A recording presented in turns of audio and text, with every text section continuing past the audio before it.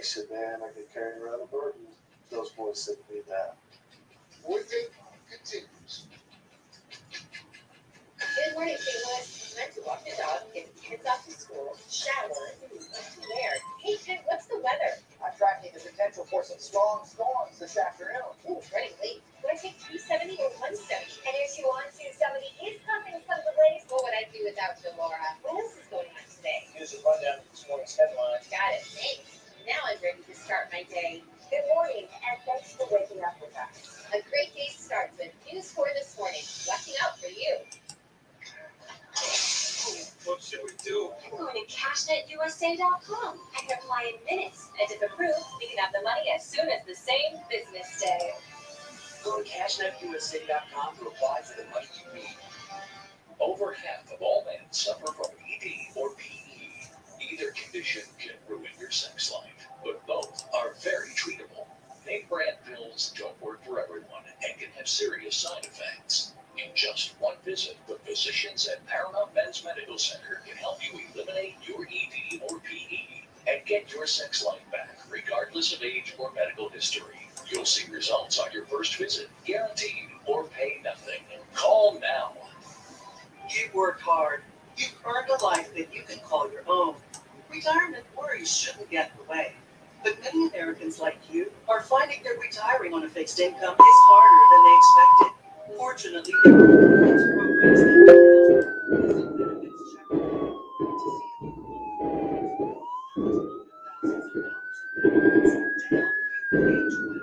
see if you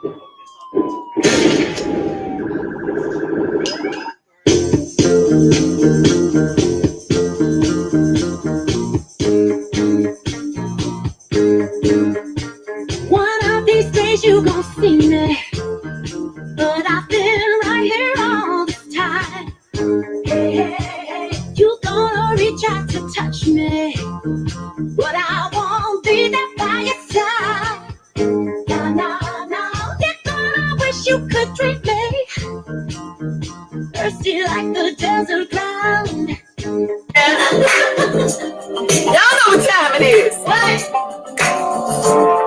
The family reunion. Family reunion. About to let you slide, y'all. We're gonna start to the right. Here we go. One time. Take it back. Hey. Go down. Hey. All right, Tom, join us.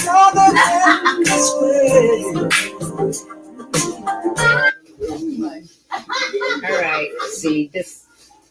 Okay, this is what it's like.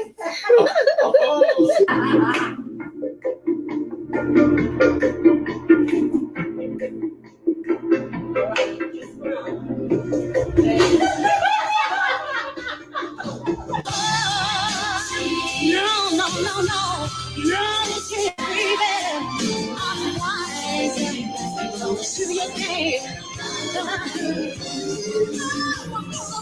My heart together, gonna leave the past behind. I'm gonna get something there, put you out of my mind. I'm gonna be strong, gonna be fine. I just want you to know that I'm not gonna be no more.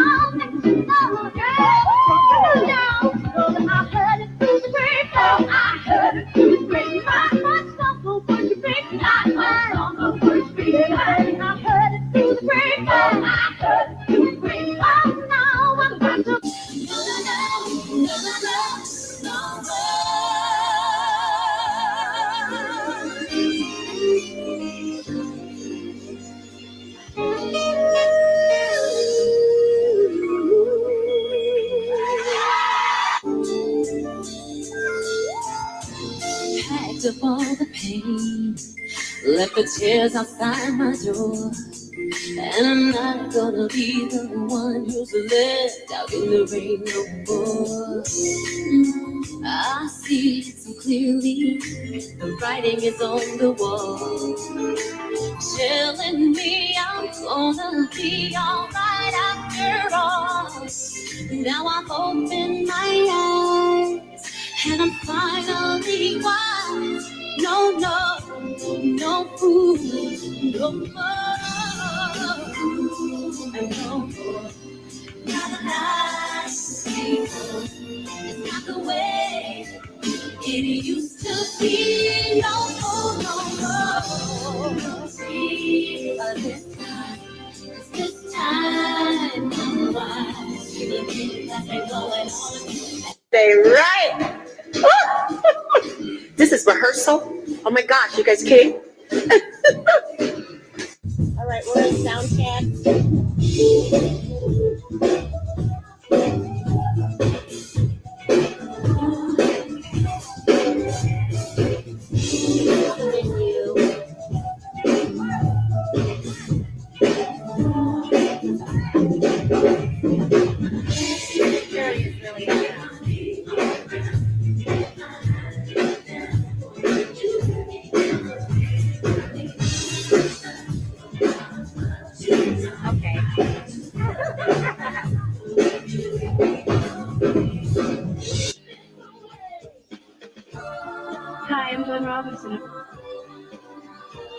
Hi, I'm Xavier.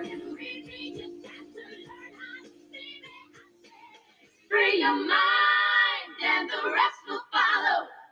Be colorblind, don't be so shallow. Speak your mind and change will follow. Now's the time, make your tomorrow.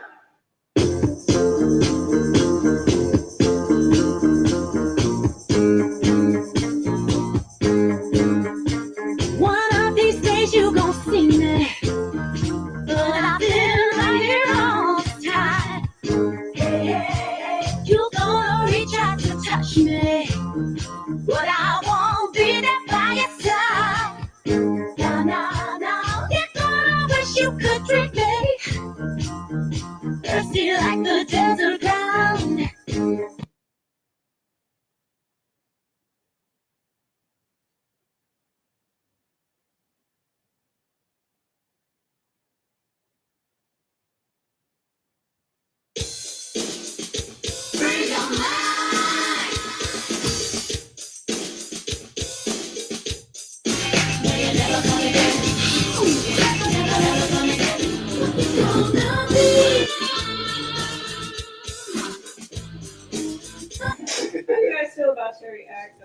frowning like that with her out because She's cute. She thinks she's cute. That's all I think. She's crew. Karen thinks she's cute. Huh? Thanks, son. She came out with a different attitude after She looks that. like no gun to me. You remember when we did our video? That's old school. Life has changed.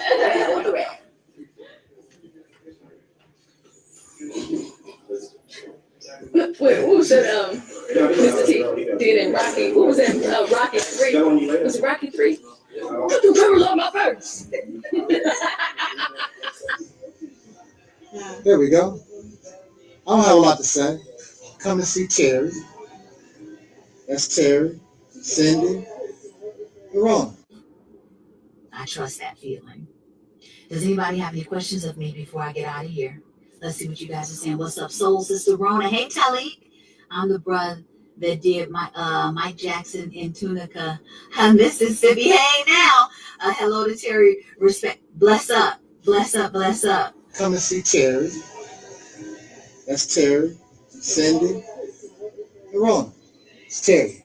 It's important for the Black youth, especially, to know that we did have a history and that we did great things and that we had great people, and those things were not in the history books when I was in school. And what I'd like to be doing 5 years from now is attempting to rewrite the history books so that they'll know that.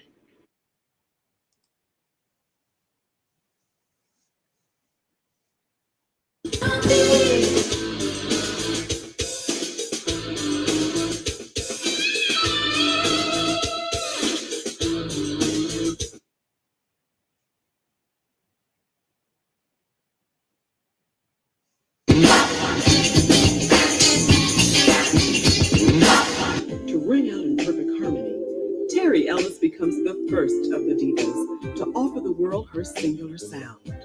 And she does just that on Southern Gal.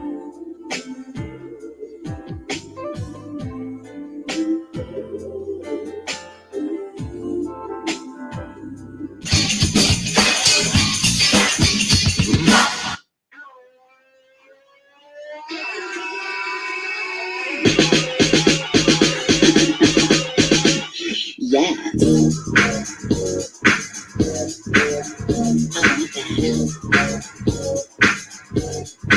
Oh, I need that.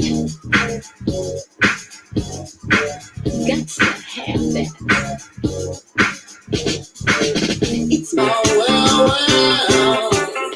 Operation Answers Mississippi campaign is the most realistic, the best option that we have.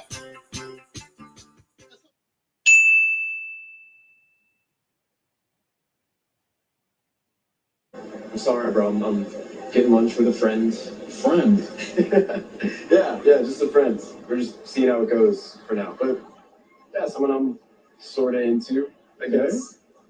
What's their name?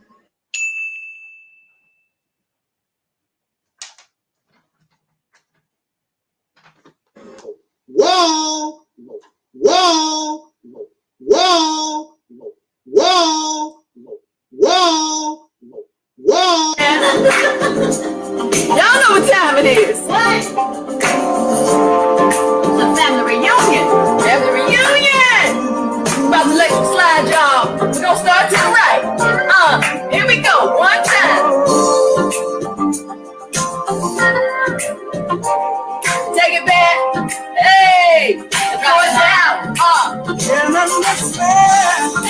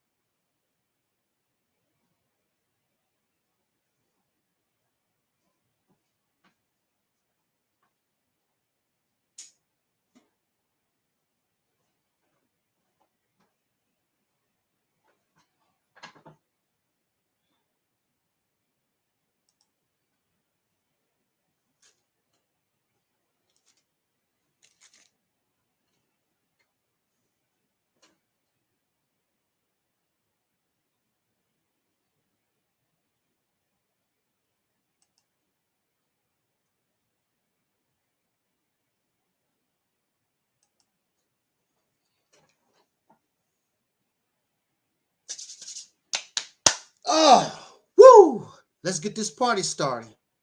Now, as many of you who follow this channel, when I start off that way, there's something that grinds my gears. Woo! Man. It's not the original topic, but I got this built up in me, and I need to get this off my chest. All right.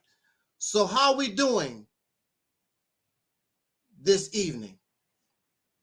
I hope all is well as possible, because we live in a very violent, nasty environment.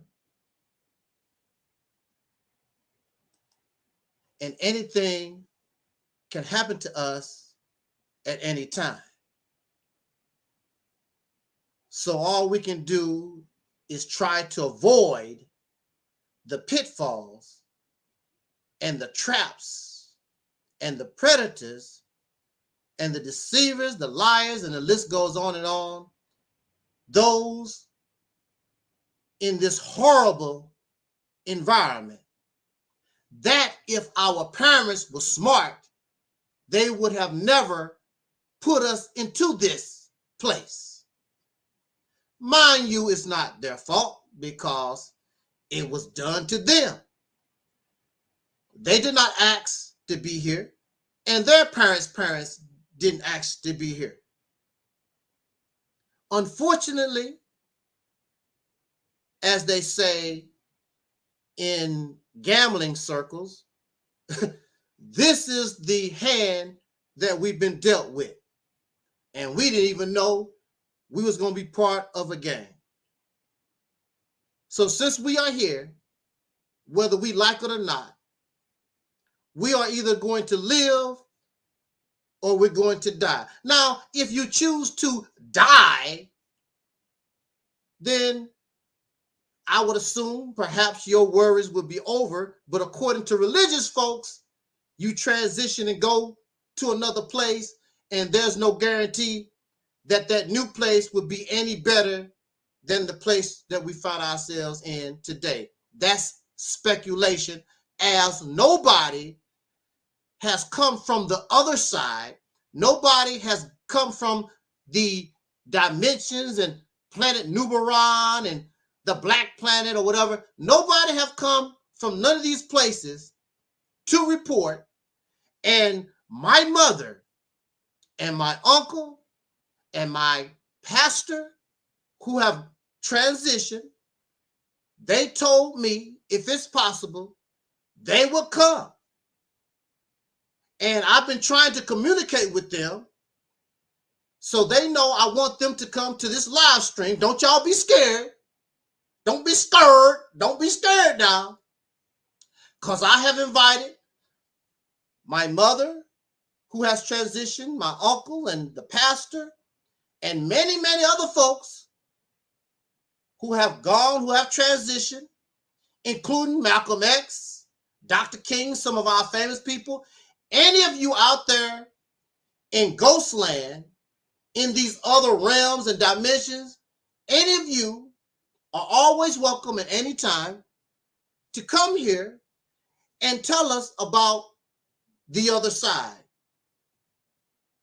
It has been thousands and thousands of years, and not one, even the Jesus who died for our sins, has never been seen again and come back to report. And even the Lazarus of the Bible, of whom supposed to have died, and I assume he died again because Lazarus is not here.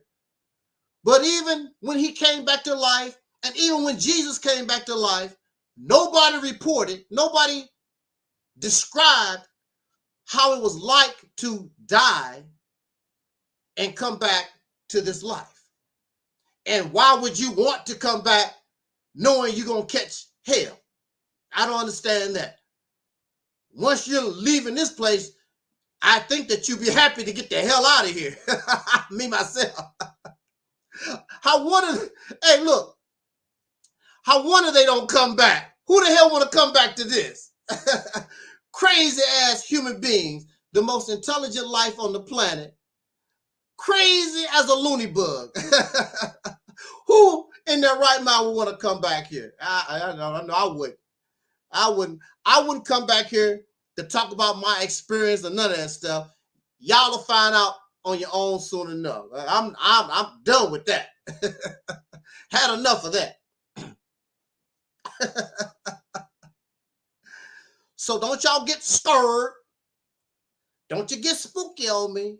I could be talking, and I might get a pat on the shoulder, and Mr. Spirit, Mr. Ghost, Mr. Soul might want to come to the live stream. Ooh, I'm here to be the first ghost spirit to be interviewed. I'm going to give the Realities Temple the first haunted interview in real time. I shut my mouth and give the mic over to the spirit. Hey, you know, it's real now. Live stream. Hey, there we go. But of course, we know the probability of that is 99.9%. It's not going to happen. So no need to worry, because I know some of y'all out there, even on the Realities Temple, some of y'all still stirred. Woo! Ooh. I scared you doing that. Woo! Oh man. Okay. Let's get this party started. Say, brother, what is grinding your gears? Well, it comes from Facebook. And there was somebody, I was reading a Facebook post, and somebody was making mockery of people who have chosen to take the jab. Y'all know what the jab is. I assume can't hardly even say the word. They want to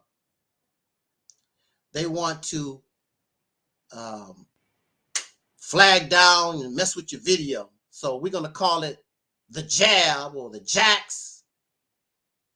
I think Talib is joining us. Maybe, I hope he can stay. Hey, bro. Hey there. Yeah, okay, I can hear you. Okay, I hope that you can. Hope you don't have technical difficulties. Let's hope not. Okay.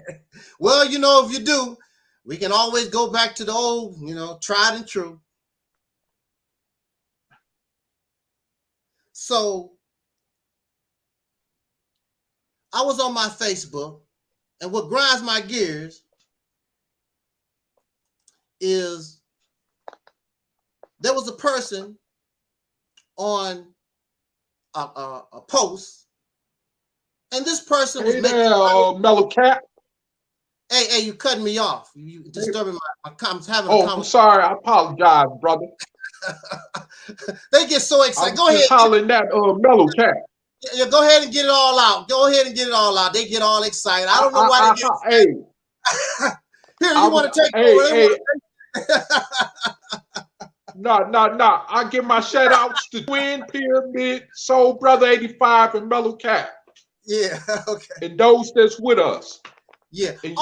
While we at it here, I want to send a shout out to Soul Sister Ann. I talked to Soul Sister Ann. She's doing fine. So Nana is doing fine. She says she has some YouTube problems with her channel or whatever, but Sister Ann is doing fine. So she sends the greetings to everybody. Soul Sister Ann, Sister Nana, she's all right. She's doing well. Likewise. Yeah. So let me put everybody's comment, they hollering at you. I'm pretty sure you can see the screen. You Okay. can see the screen, right? The comments when I put on the screen. Yes, yes. So let me get all this out because they're so excited to see you, man. Let me get it all out. I don't want to be 10 more minutes, 15 more minutes into the conversation. What's up, you know? What's happening to live? You know, let's get it all out. Hey, I'm just your brother in the struggle. That's all. I'm just your brother in the struggle, but it's all good.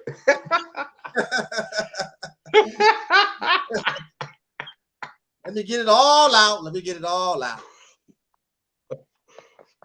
And of course, you have your commentary when I finish with mine. It's not going to take that long. I should be able to explain what I want to explain pretty quickly. Pretty quickly, right? So let me get all these comments on the board. They send a shout out to Sister Ann, send you a shout out. So let me make sure all this, everybody's comments is on here.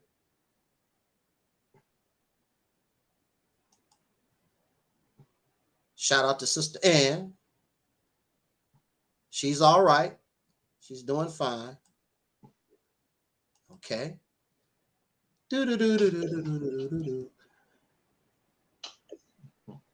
it feel to have when you come out on the YouTube and it's so much excitement when you show up to live? How does that feel? I can't comprehend. It never happens to me like that. How does that feel?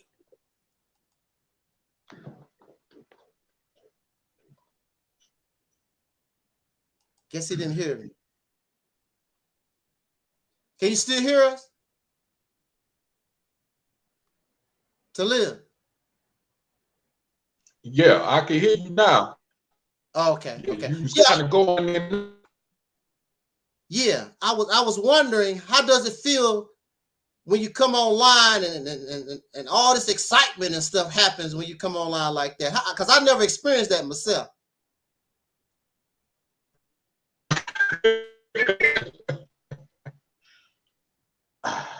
Brother, I appreciate the greetings, but I'm just a brother in the struggle. Right.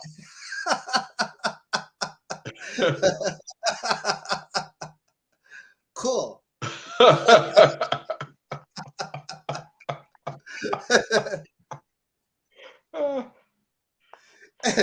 Well, I'd rather be getting this type of attention.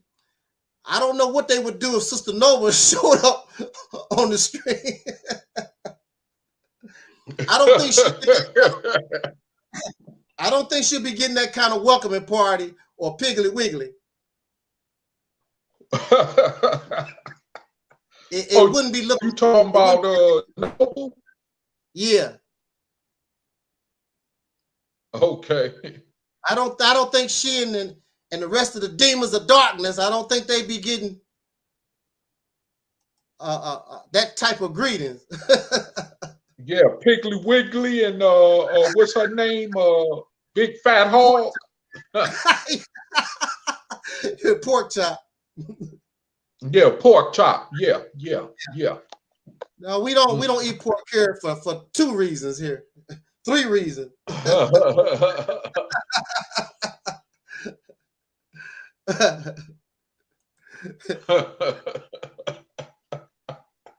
You see, they immediately say, hell no. No. Hell no. Pork chop, hell no.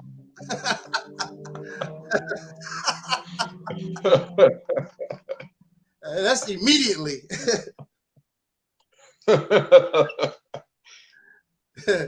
Okay. All right. All right, we got that out the system. Let's go on to what grinds my gears. And yeah, there was a post on Facebook, and there was somebody who was basically making mockery of people who have decided to take the jacks and Twin said I would unsubscribe.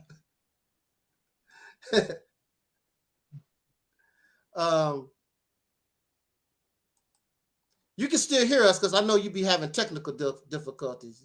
Talib, you can still hear us, right?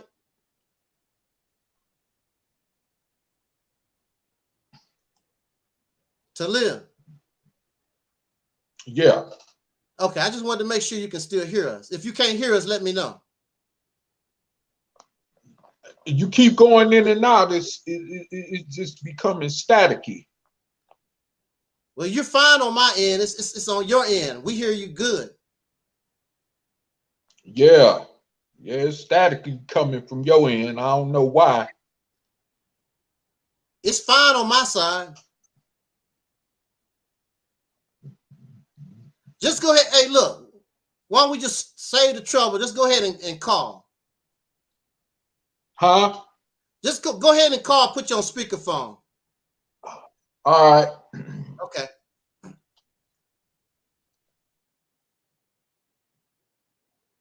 I don't know what's going on. Everything is fine on my side.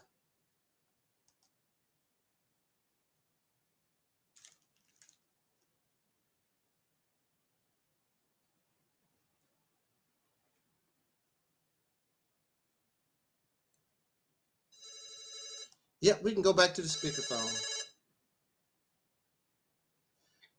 Yeah, go ahead and go back to yours truly. Yes, sir. Yes, sir. Yes, sir. Don't have to be playing games with that. Right. Okay. So,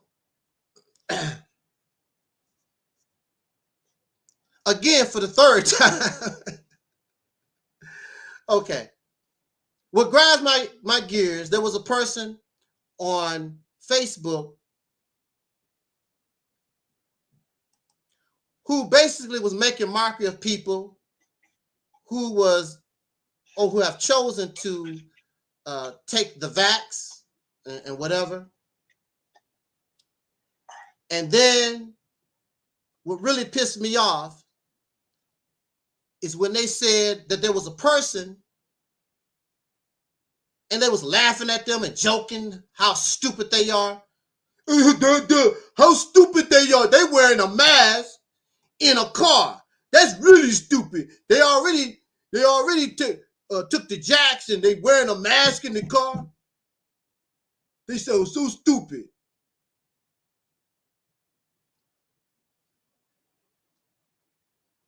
That's what they were saying. Now, my problem is this.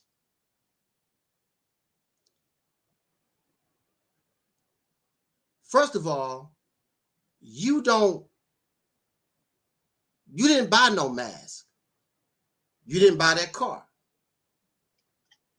What business it is of yours to tell anybody what they should and should not do? We're so self-righteous and judgmental, and you have so many people out here that always want to tell people how to live, what to do, what to eat, what to say. You have these self-righteous vegetarians. You shouldn't be eating no meat. Y'all should be eating a lot of vegetables. Well, most of your actually all of your vegetables are domesticated. Your vegetables are domesticated hybrids. Many of your vegetables are not native to North America. Somebody a long time ago brought the seeds, brought the roots or whatever over to America. The soil that your vegetables grow in is polluted. The air that you breathe is polluted. The water that your vegetables and you need to drink is polluted. What makes you special? What makes you think that you're better than anybody else?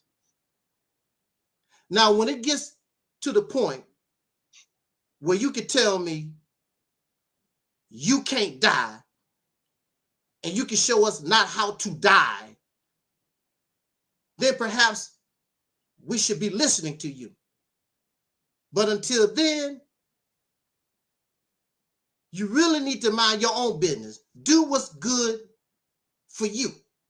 Stop trying to force your garbage, your religion, your diet, your lifestyle, your thinking process, whatever it is. Keep it to yourself. Do you. You never hear me come here and talk to us talking about you should live this way, you should live that way. I give my opinion, I give suggestion and advice, and I leave it alone. It's your life.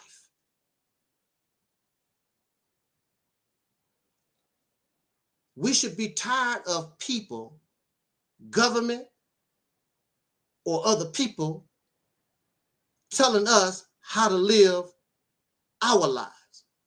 Now, if I want to be a vegetarian, if I don't want to smoke, if I don't want to drink, if I don't want to be a whoremonger, that's on me. As long as I'm not hurting nobody.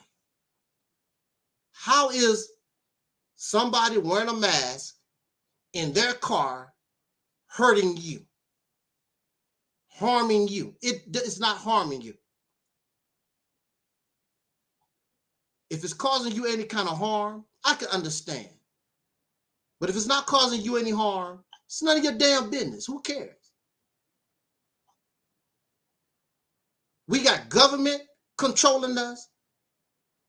And then we got pieces of trash individuals on social media, in our families, our friends, trying to control us. That's what peer pressure is about. But that's when you're a child.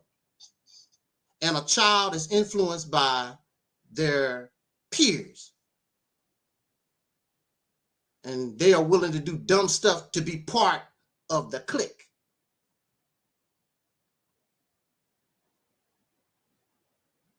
And so that's what grinds my gears. Because I'm not going to tell you how to live your life, because I don't want you to tell me what I should and shouldn't do. Somebody always, this is your life. You should have the opportunity to make your choices and do what you feel you want to do for a change. Government, religious leaders, idiots in the streets, somebody always telling us what we should and should not do. It's that person's body.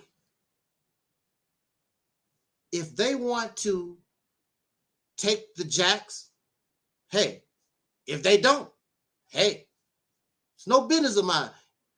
We don't even talk about that here. I don't tell my audience, we don't even discuss that. You're smart enough. That's your business. The purpose of this channel is to seek our liberation, of which if we were liberated, if we were able to make our own control resources, control the land, make our own policies and laws, then we would be beyond the scope of government and a whole lot of other stuff.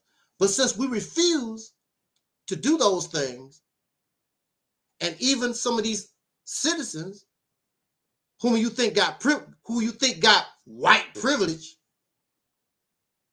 if they have white privilege, then why are the ones who don't want to take the jacks, why aren't they privileged not to take the jacks? And they're losing their jobs and being harassed and bullied over this jacks. It seems as though white privilege only goes so far. And so that's what grinds my gears. That's what grinds my gears. People always telling somebody what to do. And before we get into our main topic, I would like a brief, if he has one, a brief commentary from Brother Taalik on what he thinks about that.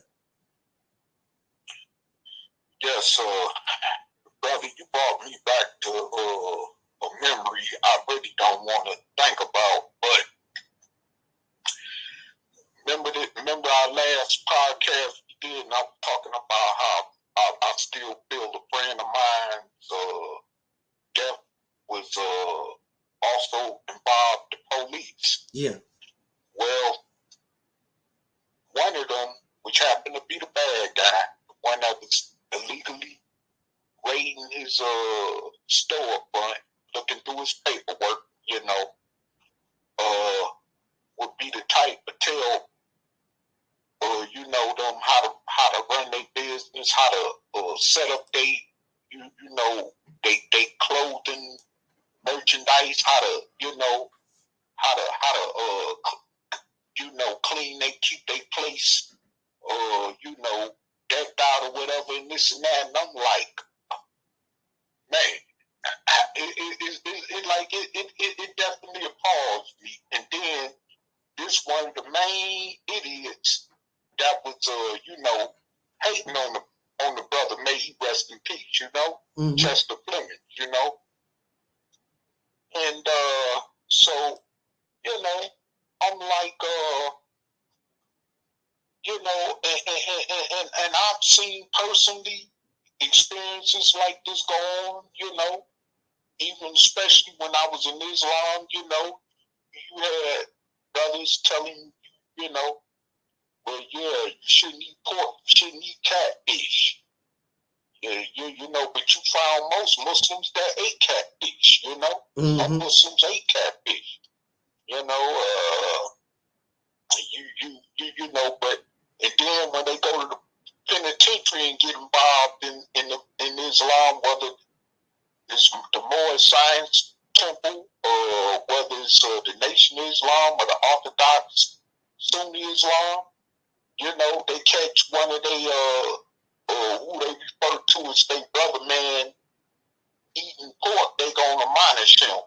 But yet some of these same ones see you eating pork, but they be on the yard walking around holding hands with a sissy, you know, or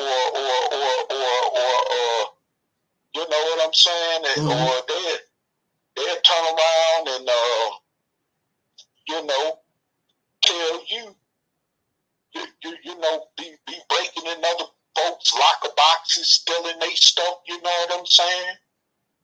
Jumping on folks, raping folks, but they sit up and tell you not to eat pork, right? But the Quran tell you, the Bible tell you, lie, do not lie with another man, right? But you lying with another man, right? Oh, brother, I love them sisters, brother. You know, you telling brothers don't call a sister the B word, but you got white women coming to visit you. Nothing but Caucasian, blonde-haired women coming to visit you, right? You know, so, I mean, this is, you know, this is the hypocrisy. And this also applies on the streets as well, you know.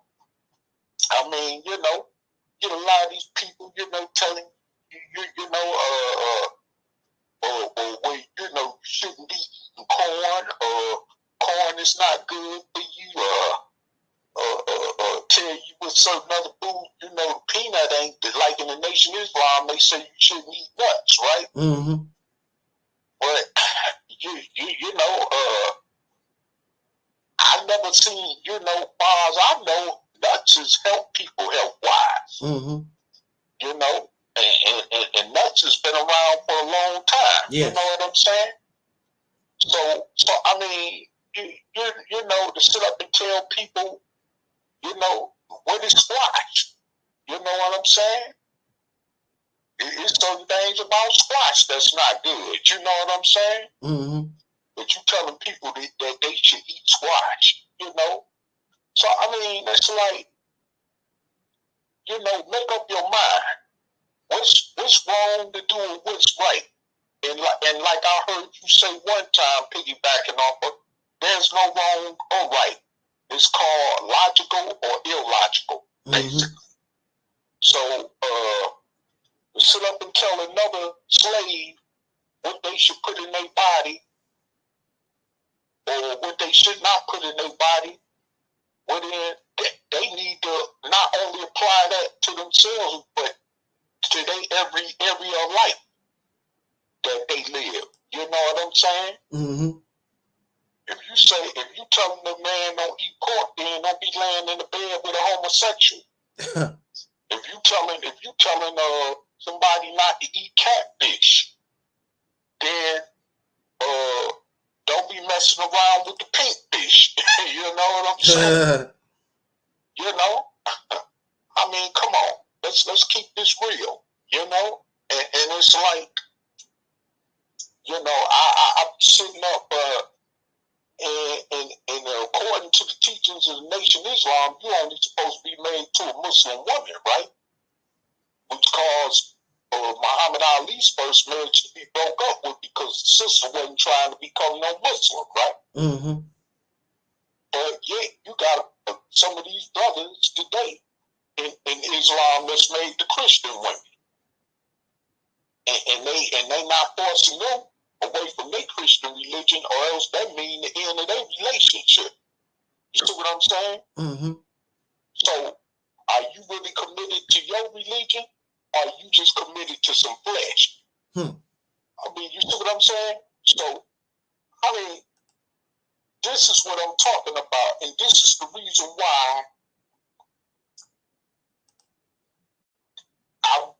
a slave cannot really tell another slave what to do.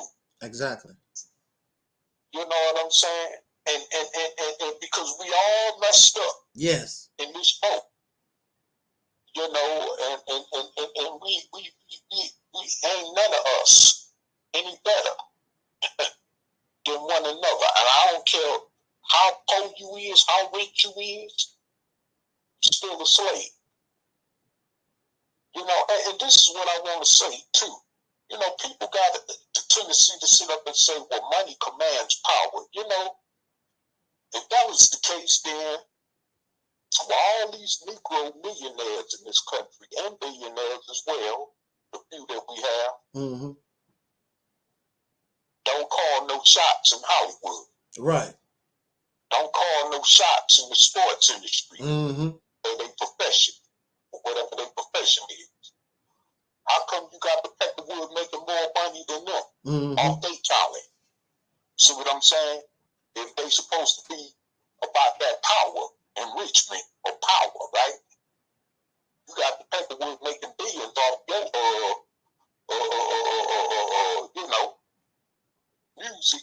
Why you only making what, $1? I mean, every penny off $1. You see what I'm saying?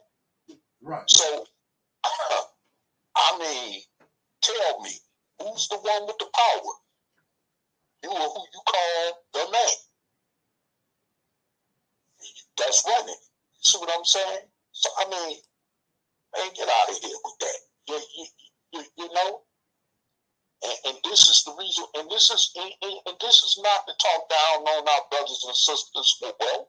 The reality of the matter is that they don't have no power behind their wealth. They don't own no light gas companies where they can control the water, the gas, the electricity, like the Caucasians do.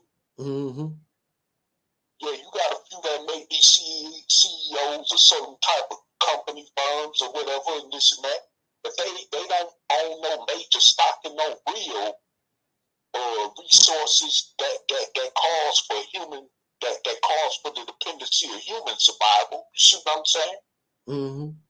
They don't own nothing like that in this nation. You know, and so my thing is that they not even in the position to tell nobody nothing because they just a slave. see what I'm saying? When you could control the music industry, you see what I'm saying, and not have to have your arm and leg cut off because you don't agree with those at the top that's running everything, like in the case of Prince and Michael Jackson, then you can start telling other people stuff. You see what I'm saying? Even if you're in the Oprah Winfrey position or LeBron James or Floyd Mayweather position, until you really control your profession, where not only will you can open up the doors for other dark-skinned people to succeed without barriers being in their way, period, and where you can also use your resources to help gain some real power for soul people as a whole, then you just another, like I said, you just another Negro slave. And see, this is the classism which has got us divided, the better than you, or you ain't better than me type of mentality. You see what I'm saying? And of course, integration caused that, so that makes that even worse. You know, even for somebody not to be in a position to tell somebody else what to do is where I'm getting at. You see what I'm saying? So, none of us have no ability, let alone the lack of ability. We don't have no ability at all, really, to tell each other what to do. The only thing I can see another Negro telling another Negro what to do if it's their child. As long as that lasts. You see what I'm saying? But other than that, you can't tell another Negro what to do because we all in the same position. You know, that's just like telling me not to wear Gucci. Okay? But you wearing Nike. So what? You know what I'm saying? We don't make none of them clothes. That's manufactured at a very low cost, slave wage price.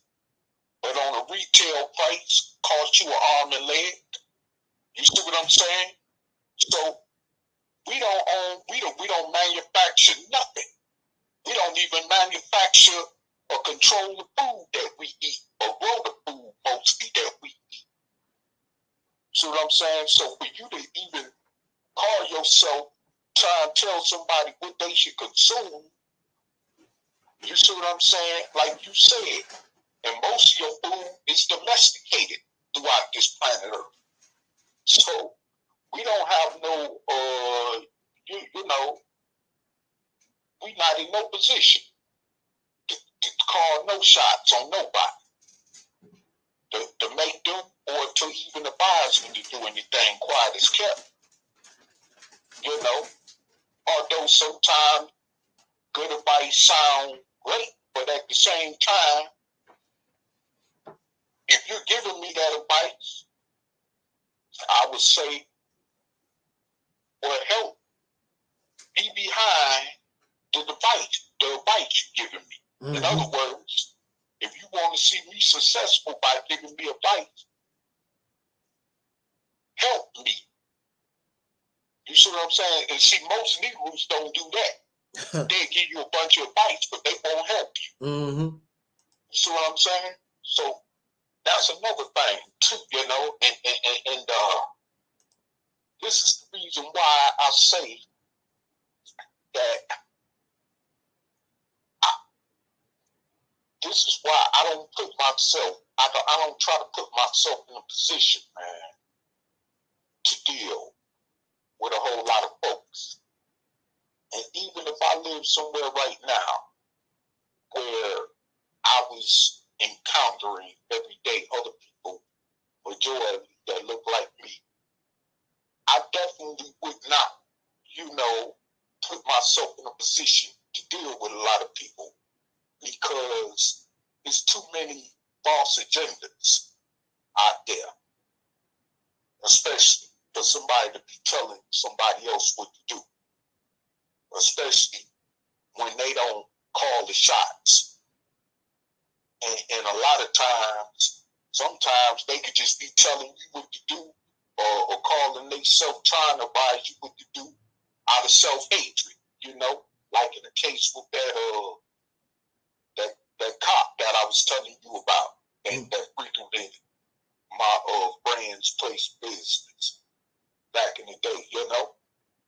So I mean, you just got to watch out for that type of stuff, you know, and you got to be very careful, you know.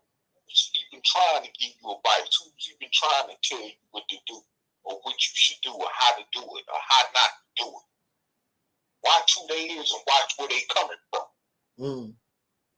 And with that said, I'm gonna pass the mic back to you, brother.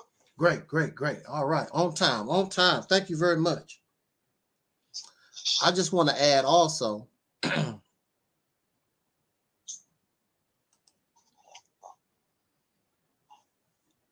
and you did touch on it. We live in an environment, in a world with numerous ideas and thoughts, lifestyles, languages, numerous. They want you to believe in God, and they pick one, and they want you to believe in that God. But it has been brought to my attention, there are over 5,000 gods that the human being worship. Now, of course, Allah, Jesus, or whatever would be some of the most popular. These holy books called Bible and Quran, but there are over 5,000 gods. In fact, anybody can create a god and a religion if they want. We could do that here. I saw an episode of What's Happening. I think it was What's Happening. And they made a head of cabbage god. Matter of fact, we should do that here.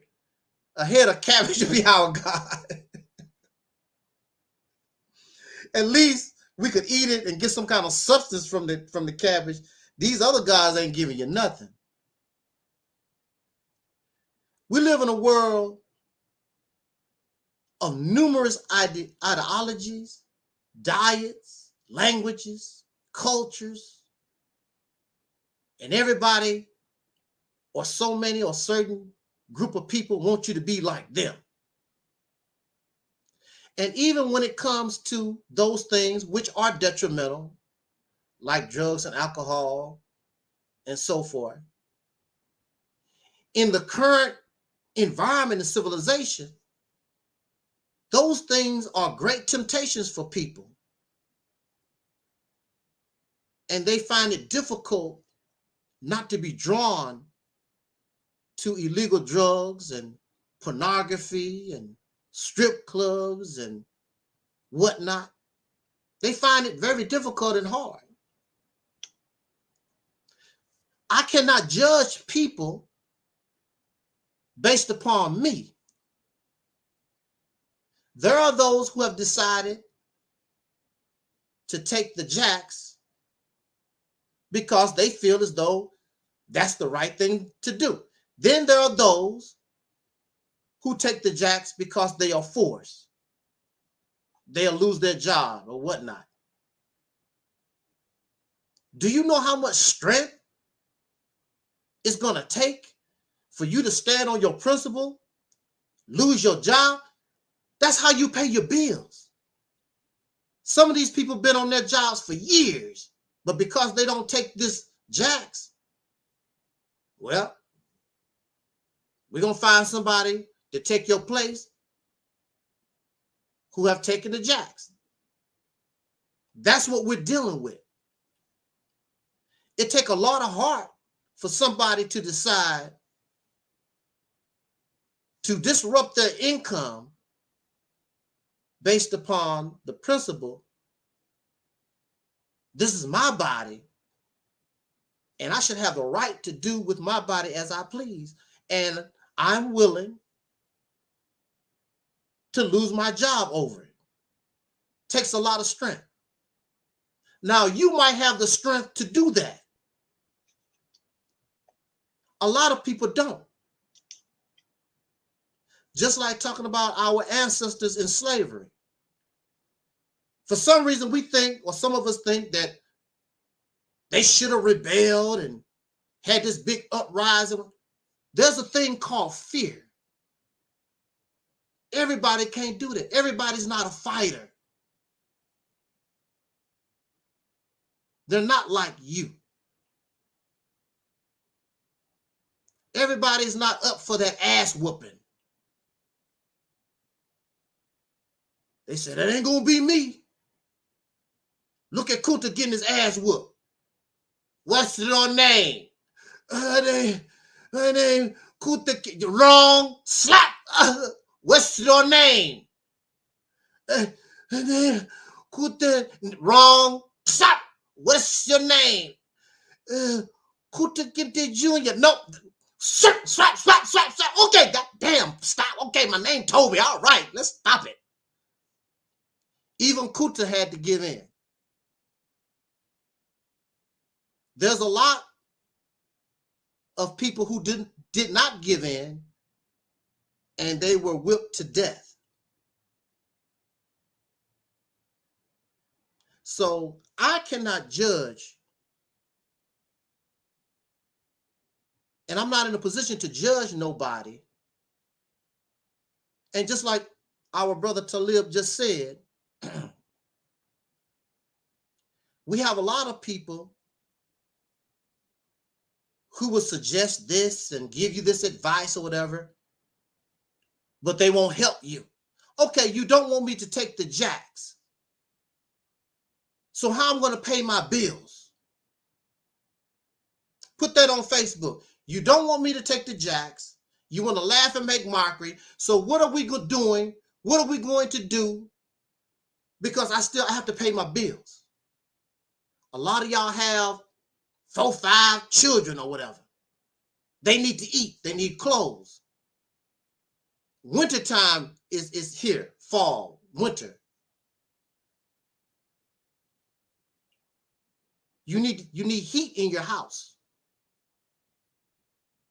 Now you have New York City police officers, and you have firemen. A lot of these people, and a lot of nurses and other people, they are willing to let their jobs go.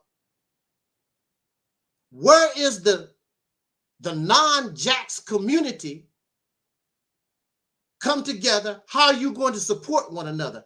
Every individual is on their own. So if all of us are on their own, hey, I don't want to take no jacks, but I got to do what I got to do. I got to feed my family. I got to pay these bills. And President Biden knows this. The Congress knows this. The drug company, they know this. Everybody basically is on their own. You would think there would be some kind of movement. We're not going to take no jacks. And whatever resources that we have, let us support one another in this. An individual is going to have a hard time doing this when you have bills to pay. And that's just the reality of it.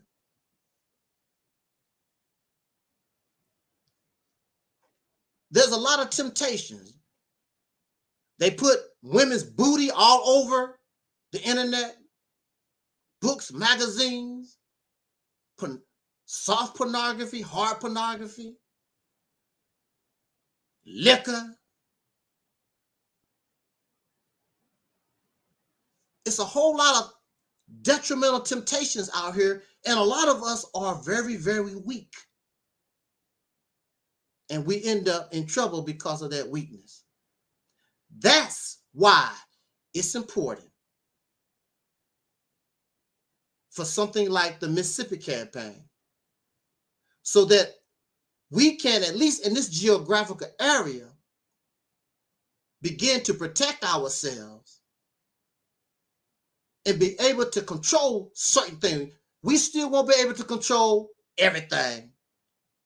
But now you're putting yourself in a position where now you can begin to have more control over your life rather than others control what you can and cannot do, what you should and should not do. But we're individuals and we're divided. So the government or anyone with any kind of power and influence, they take advantage of that. And as individuals, we're easy to chop down. And that's what we do. So even the strongest rebel against the vax, the jacks, after a certain period of time, they'll fall because they need to eat. You need things and you can't produce those things. We don't even have the right to have land. Every one of us, every child, every person on this earth that's born should have the right to have a small portion of land where you can take care of yourself. And then if you get married, or if y'all have family and friends, these little bits and pieces of land, we can put them together and work that way. But everybody should have a certain amount of land so that you can take care of yourself. We don't have the right. You have, the earth has become a big conglomerate, what's they call it? A big business ball. Conglomerate. I can't pronounce that. But you have folks that have more than what they need. They hoard things. This mine. This mine, they control. You don't have the right to have some earth. That's not right. But this is done so that the powers that be can control you and myself. That's why it's done. Because you can't survive, you cannot take care of yourself without some kind of land. And I say this, and we're going to go on to the main topic. My grandparents did not own land. They leased it. They were sharecroppers. They leased it from somebody else. So I asked my grandmother, how were they affected by the Great Depression? And she looked at me like, the Great what? And I had to explain to her. Oh, she said, oh, that didn't bother us. Because even though they did not own the land, they still had use of land. And they raised almost everything that they needed. My grandmother knew how to sew. She canned food. And they wasn't trying to keep up with the style, trying to wear Jordan shoes and Louis Vuitton and all the other stuff. And the Great Depression did not affect them because they still had use of land. there are those who had no access to no kind of land. And even if they did not have any skills. They did not know how to raise chickens and pigs and cows and grow corn and wheat and tomatoes or whatever. So you saw those type of people in hunger lines all over the country, food lines all over the country, because they did not have access to no kind of land to help themselves. And again, that's the purpose of the Mississippi campaign. You don't have to buy land. You don't have to own the land. You just want to be able to control the land so that you can use it for your benefit. It's very simple, but clearly those who understand the supreme knowledge and all that, they can't comprehend. They just don't get it. And so now you got it. Now, if we were practicing or had implemented the Mississippi campaign and we were able to successfully control this state, for us, things would be better. Won't be great, but it would be better. But since we have done nothing, we are at the mercy of the powers that be. Now you have people like the Nation of Islam. They are teaching their people, do not take the jacks. But I guarantee you, many of them will get that shot because they need to feed their families. They're not going to get any help from Louis Farrakhan and the Nation of Islam. They're going to take that jacks and not going to tell nobody. I mean, how would you know if I took the jacks or not? How are you going to know? Unless somebody snitch that know that you done that. They're not going to know. Because we have to pay our bills. I'm not going to judge nobody. Least I be judged. And I don't want to be judged because I understand that this environment, this society, this civilization that we live in, it's difficult to live here.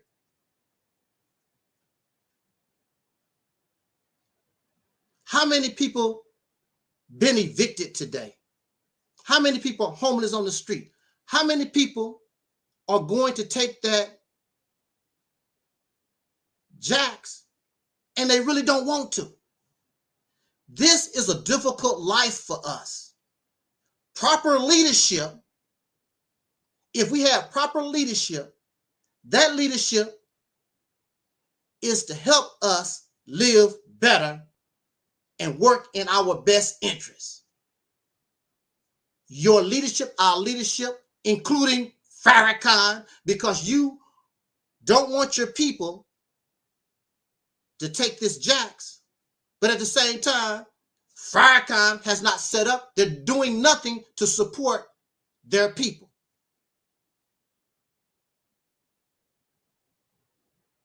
It's difficult to fight a government by yourself. And for those of us who have been incarcerated, as Brother Talib has testified that he's been incarcerated, I testify that I have been incarcerated. It's a lonely life. It's a hard life fighting the government. Chances are you're going to lose. It's very, very difficult. And that's where we find ourselves, fighting the powers that be. Even those talking all that crap, I speak truth to power.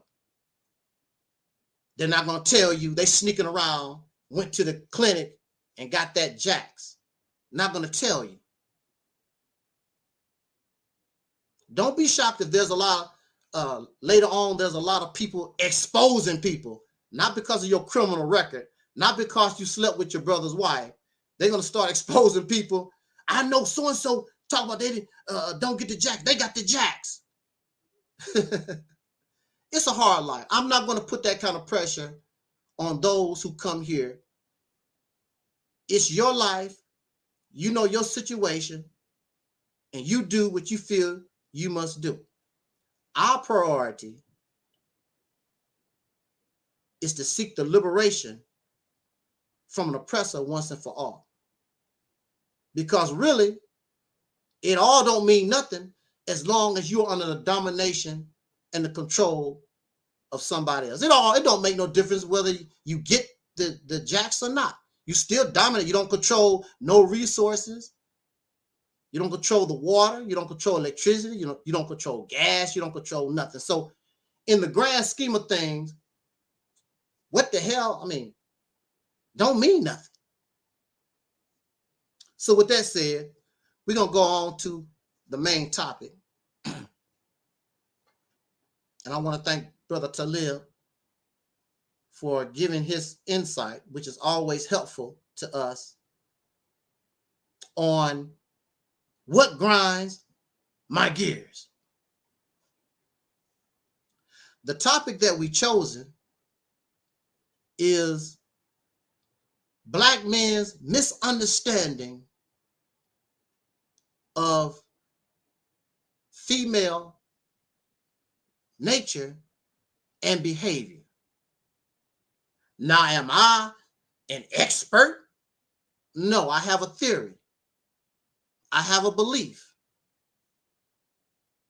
And this belief and this theory is based on logic and common sense and what I see in the natural world. Now, when we talk about female nature and behavior, please do not put up a picture of Sister Noble or Pork Chop or Piggly Wiggly. These are women who are unnatural. They are outside the nature of the female. Their behaviors is outside the nature of the female. They are unnatural women. And a lot of men say they seem to be more masculine. And this is true because they are outside of the role, the behavior, and the nature that they are. That's why. In a lot of cases, it's not their fault. It's because they've been put in a position where they have to be more aggressive. They have to be more tough because of this environment that we find ourselves in. It's not their fault. And if we complain about our women who are unnatural, who are like this, then we need to blame the male because in nature, most times. Now, there are two kinds of males. Which one are you? Which one do you want to be? You have a choice. One male rolls solo. He's a solo guy.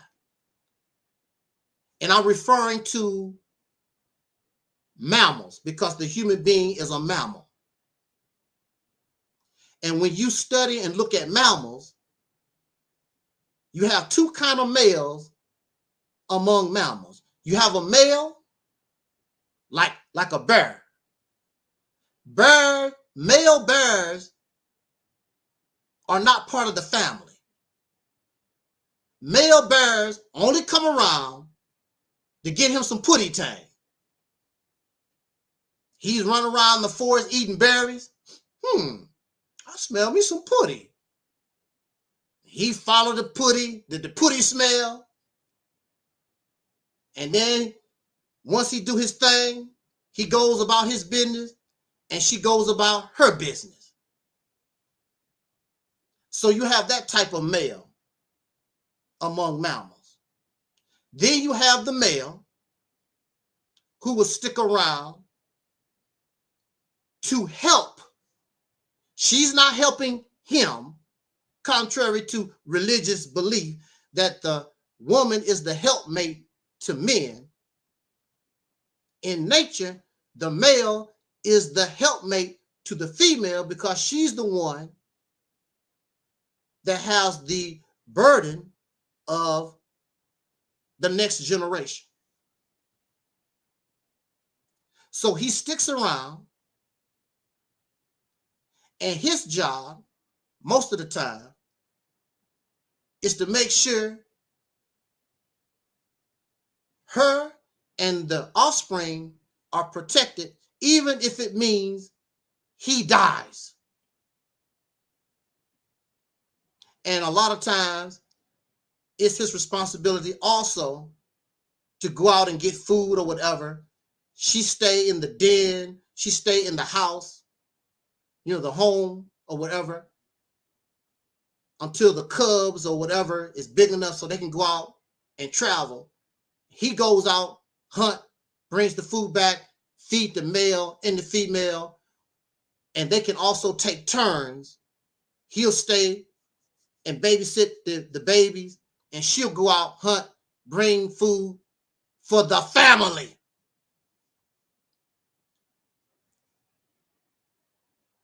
The main purpose of this union between male and female is so the survival probability of the offspring goes up.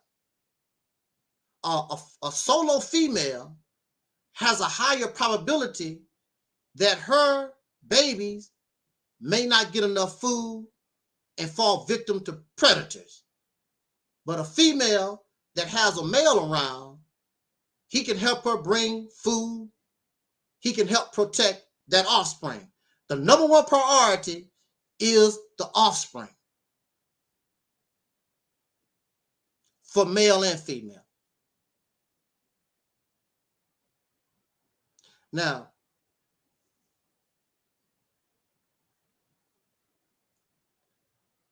I want to show us something here. Look at it. I'm going to use dogs as an example. And some of you have seen this in the hood.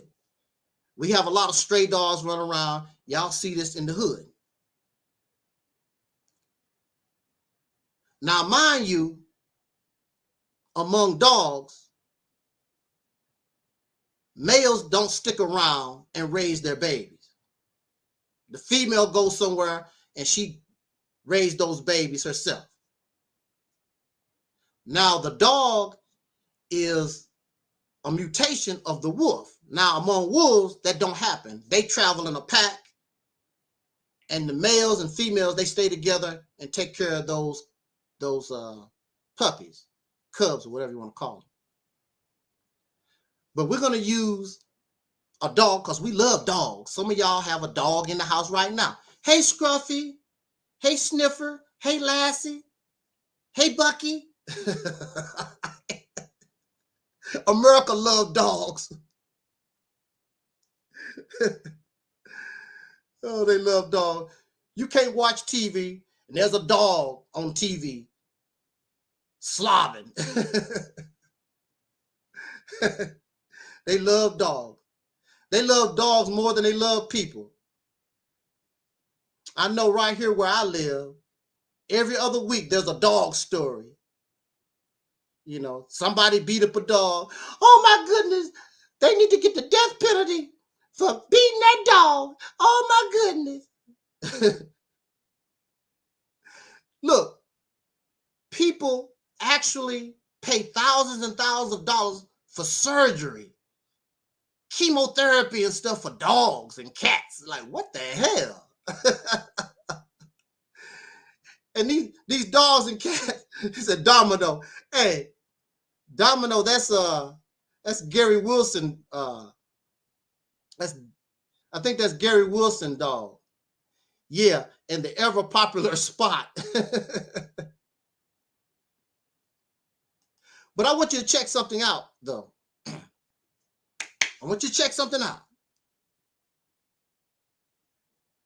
Like I said, I'm not a know-it-all. I'm just putting something out here. It's a theory, it's a belief, but I just want, I'm using the example that we see in nature. We want to bring something to us outside of religion and societal norms. Now check it out. Now I seen a female dog in heat, and she running around, and I saw this male dog, you know, chasing behind her. I also saw a lion. I saw this in lot. It was a nature program, and I saw a male lion, and the female lion was in heat. And the dog and the male lion was doing the same thing.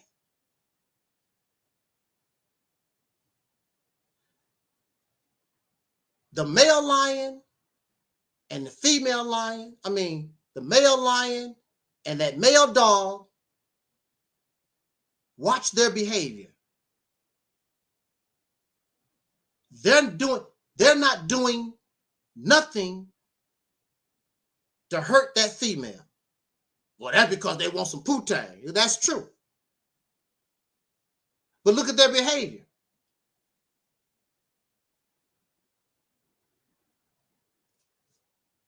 The male dog follows up behind the female dog, and she decides to sit, and he sits.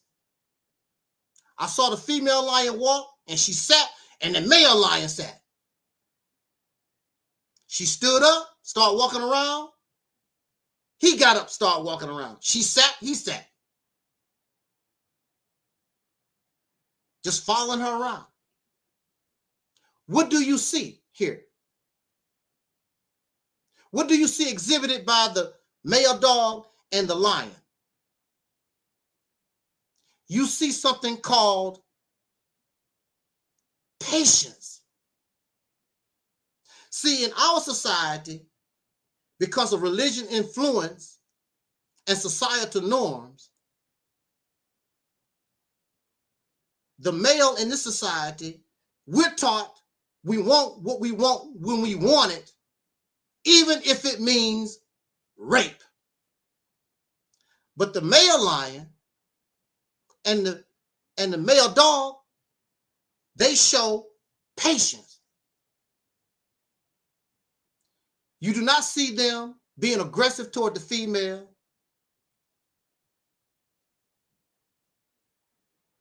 Matter of fact, they might even walk around the female and do a little dance. You will see the peacock in the wild, and he raised up his feathers, trying to impress. You see the deer, they fighting, the male deers are fighting each other during the breeding season. All this, they're trying to show off in front of the females. They want to show, I'm strong. They want to show I'm worthy of my DNA being passed on to the next generation. In our society, the only thing we have to do is the females, because they are out of their nature, as long as you're cute, they're not programmed to think about the next generation. They're not programmed to think about what is in the best interest of their offspring. Just lay down to your demands. Even if you're mean to them. You don't have to have a dime in your pocket, and they'll lay down for you. But in nature, you see the males are out here flexing, trying to prove I'm worthy of my DNA to go into the future.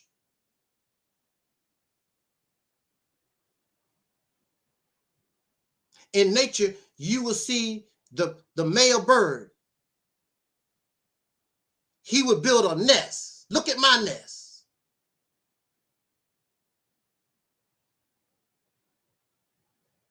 here we are human beings, and these women will lay down with you, and you don't have a nest to put for her to lay her eggs in. Can you imagine if these birds was human beings and acted the way that we do? You'll see a lot of broke eggs on the ground, falling out the trees, because these females do not demand the males to get resources to build a nest.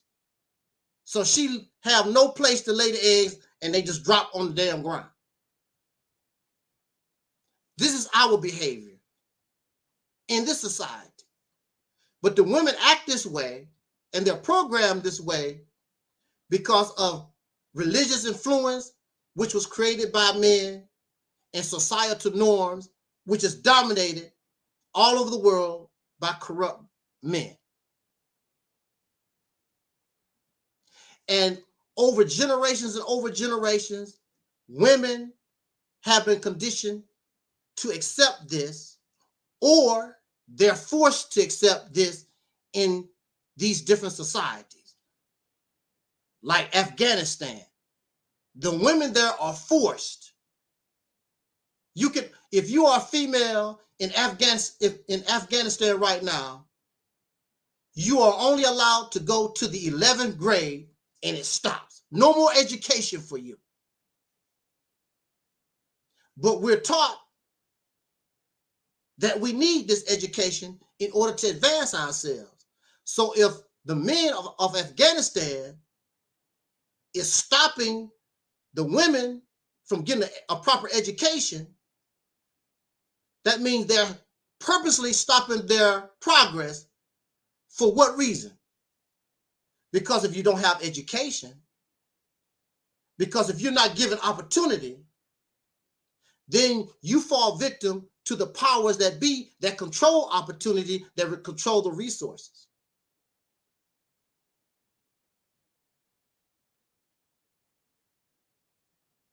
Now, if you see in nature, in these family settings, you will see that it is equal. If you study the ducks and the robins and a lot of these animals and a lot of these family situations, you will see equality in it. The female robin will go to the nest, grab food or whatever. She will feed the male and the babies, and vice versa. You will see this type of, it's not no, I'm the man of the family and I do this. It's an equal partnership. Because that's why in nature, that's why they was brought together to bring the probability of survival for the young. That's the purpose. That's the purpose of family. The purpose of family, because all of us, we could roll solo. But see, when you roll solo, you are more prone to be a victim of a predator and a victim of the environment. Because if you solo, in nature, you're on your own. Nobody got your back. But when you are a family in nature,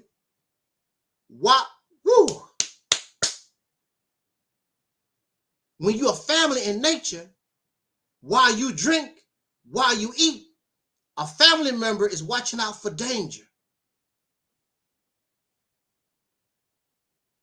So the probability of you living, it goes up. When you're by yourself and there's a predator and you only have a certain amount of senses, the probability of that predator making you a meal goes very, very high. Because you're by yourself. In the human family, if there was family in the United States, regardless of race, family has been destroyed. Regardless if it's Caucasian people or black people or whoever, folks have become individualized. They don't care about family like they used to. I remember when you was growing up and some of these families had 9, 12 brothers and sisters. If you fight one, you got to fight a whole damn family. Like, what the heck? You fighting Junior. Next thing you know, you're surrounded by 12 people. Like, what the hell? That's my brother. That's my brother. And then, don't forget, here comes some of the cousins. Like, what the hell? Now, me, it was only 5 of us in my family. We was just done. Some of y'all been around people like that, have these large families. You fight one, and all the family come out with guns and whatever, and here come the cousin. Like, where the hell? Whole gang from nowhere. And don't let them get on the telephone. Hey, come over here. Cousin so-and-so is in trouble. We're not like that anymore. Remember the time you could call crazy Uncle Roy because he been in prison and he crazy, don't give a damn about nothing? We don't have crazy Uncle Roys like that no more. We don't have people that we can call, hey, they don't care. They got your back. They willing to die for you.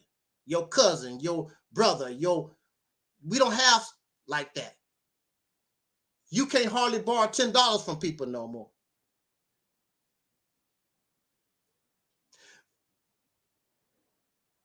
But to make a long story short, because of the mistreatment of women all over the world, not only in America, but all over the world, the female gender has become unnatural. She's out of her nature. And sometimes we can see her when she's natural. And some of you have done this. Some of you have been around some of your female relatives and friends. And the only thing they want to do is take care of their male friends and relatives. They want to cook, and they want to cook good for you. You don't have to run around here talking, you need to submit to me. You need to submit to me. You don't have to do that. When you treat a woman good, when she's treated nice, she want to do that for you. Even if she can't cook. I can't cook all that well. I warmed up this TV dinner the best I could. But she want to do something for you. Because it's natural for her to take care of us, and it's natural for us to take care of her. Our problem is she's in an unnatural environment. Because she should have her own land where she controls the school. She can help make the laws, make the policies. We control the resources. We control the education of the children. And we view our children as our children. We don't run around here talking about, that's my son. No, all the boys are my son. Even if you don't have children, all the boys are my sons. All the girls are my daughters. There's an old African proverb, I believe, was saying that it takes a village to raise a child. Because there's only so much these two parents can do, especially in an environment like this. The children need a big family. They need protection. They need that big support. And our poor babies don't have it. So many of them end up in jails and prisons. Many of them end up on a stripper pole. Many of them end up in pornography and prostitution, drug addicts, gangs, because they have no kind of family support. Matter of fact, a lot of the gangs are attractive to the young people because the gangs offer some type of family, and they call themselves family. And in the family, if you're a boy running around, no real mother, no real father, just out there, These gang members become like your family. They take care of you, but it's with ill intent. But it's family. And some of these gang members will kill you over another gang member. So it feels like family. But their employment, how they make their money, of course, as you know, is illegal. They involved in illegal activities. That's what attracted me to the Nation of Islam, because it looked like they exhibited brotherhood and family. Unfortunately, that wasn't the case. But our families have been broken up. Our sisters, this woman does not have protection. She does not have protection. Anybody can sleep with her and harm her. Her man fails to provide food, clothing, and shelter for his woman and his children. These women look at us, and because of their love, they tolerate us not truly operating as full functioning men. But the time has come. That's no longer acceptable. We must do our duty. We must accept our responsibility. We must build that nest, because I guarantee you, if we build that nest for these women, you will see a whole new attitude from them. They do what they do because we have failed to build their nest. We have failed to be a provider, a protector, and all the things that we claim we're supposed to be. It's our fault. It's our fault as men that we don't get men together. We make excuses for ourselves. And we blame women, and we blame children, and we blame the elderly, and some of us might even blame our dog Scruffy. That is no longer acceptable, because we now see the consequences. What happens when women cuddle us and make excuses for us, for our failures and our cowardice.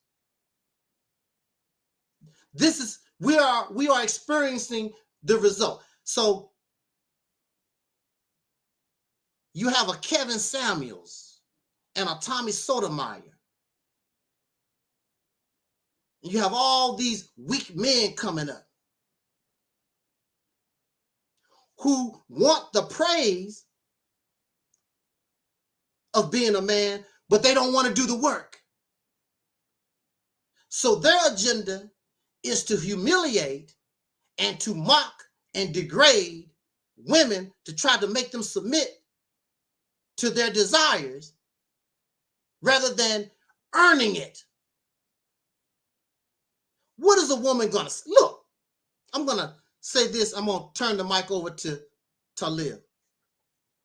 What can Cynthia G,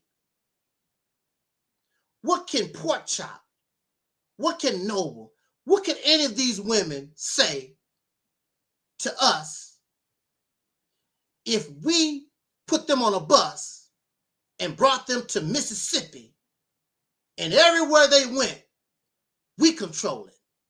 We make the laws. We make the policy. You see that water going through the pipe? We control that. You see that electricity going through those houses? We control that. You see those jails? Most of those jails and prisons are empty now, because we have rehabilitated our people. See those children? Many of our children in Mississippi make the top 100. I forgot the who's who in America. I think that's what it's called. You have China and Taiwan and all kinds of places calling us, wanting our business and want to do business with us. We're not calling them. That's how bad we are. Our women don't have to work unless they want to. They can or they don't have to, because the man provide everything here. I don't know what they do in New Jersey. I don't know what they do in Pennsylvania, but here.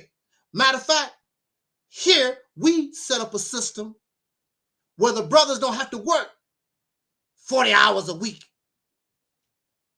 but still look good, get the bills paid, so they can stay and have more time with their wife and their children and their dog Scruffy.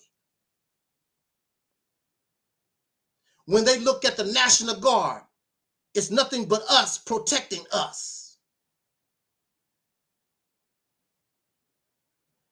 And the black police officers have it easy because the people, we don't want to be criminals, and there's no need. If you're hungry, call a 1-800 line. If you get into with another brother, I'm going to shoot that nigga. Don't shoot the nigga. Give us a chance. Call the 800 line and let's get somebody here. Let us squash this. Set things up our way. So what can Cynthia G say? What can any of her people say except, well, I'm going to go to Mississippi, get me one of those men. That's the only thing they can say. But if we're not doing what we're supposed to do, and we want praise, it reminds me of those people who go to the job and they slack, and then they get docked for their pay. Hey, what's this? I'm supposed to get $400. This is only $200.50. Because that's what you earn. I came to work every day. We docked you because you were slacking. But they think they earn it because you were slacking. You didn't do the job. So you have Kevin Samuels and you have a lot of these other men out here. They want a full day's pay, but they don't want to do the job. In order for us to accomplish this great feat, it takes a lot of sacrifice. It's going to take a lot of suffering, a lot of creativity, brain power, and it might even cost you your life. But that's what a male's supposed to do, to protect his women and his children. Your DNA can only live through a sister. When you put your sperm in a foreign woman, Caucasian, or in our case, even an African, because an African person is not us. We are called Black Americans. We are soul brothers and sisters. We have our own type of genetic makeup. When you put your sperm in another foreign woman, you don't even produce yourself. That child is a mulatto, a hybrid, a mutation. That child is part of you. And if the mother is a white woman, then of course the child is part white. So the child is not you. But when you have your baby, put your DNA in a sister, a woman, a female, your female counterpart, that child is you. These biracial children that you're having, that's not you. That's part of you. part of a cake, not a whole cake, part of a cake, part of a car, maybe a tire or a hood or something. It's not a whole car. And there's nothing wrong, and you see this in nature, it's all about you in nature. The black bear does not care nothing about the grizzly bear or the panda or any other bear. He only cares about his DNA going into the future. And I think it was Tommy Sotomayor. I forgot who, one of these suckers did say that. You're helping another man live. When you put your sperm into another woman, you're helping a Mexican man live, a Chinese man live. So that goes to show you that we're unnatural. We're unnatural. We're just as unnatural as the females are. Because your purpose is to make sure you live, not no other man. Salmon, male salmon don't fight so carp can live or guppies can live. They fight so salmons can live.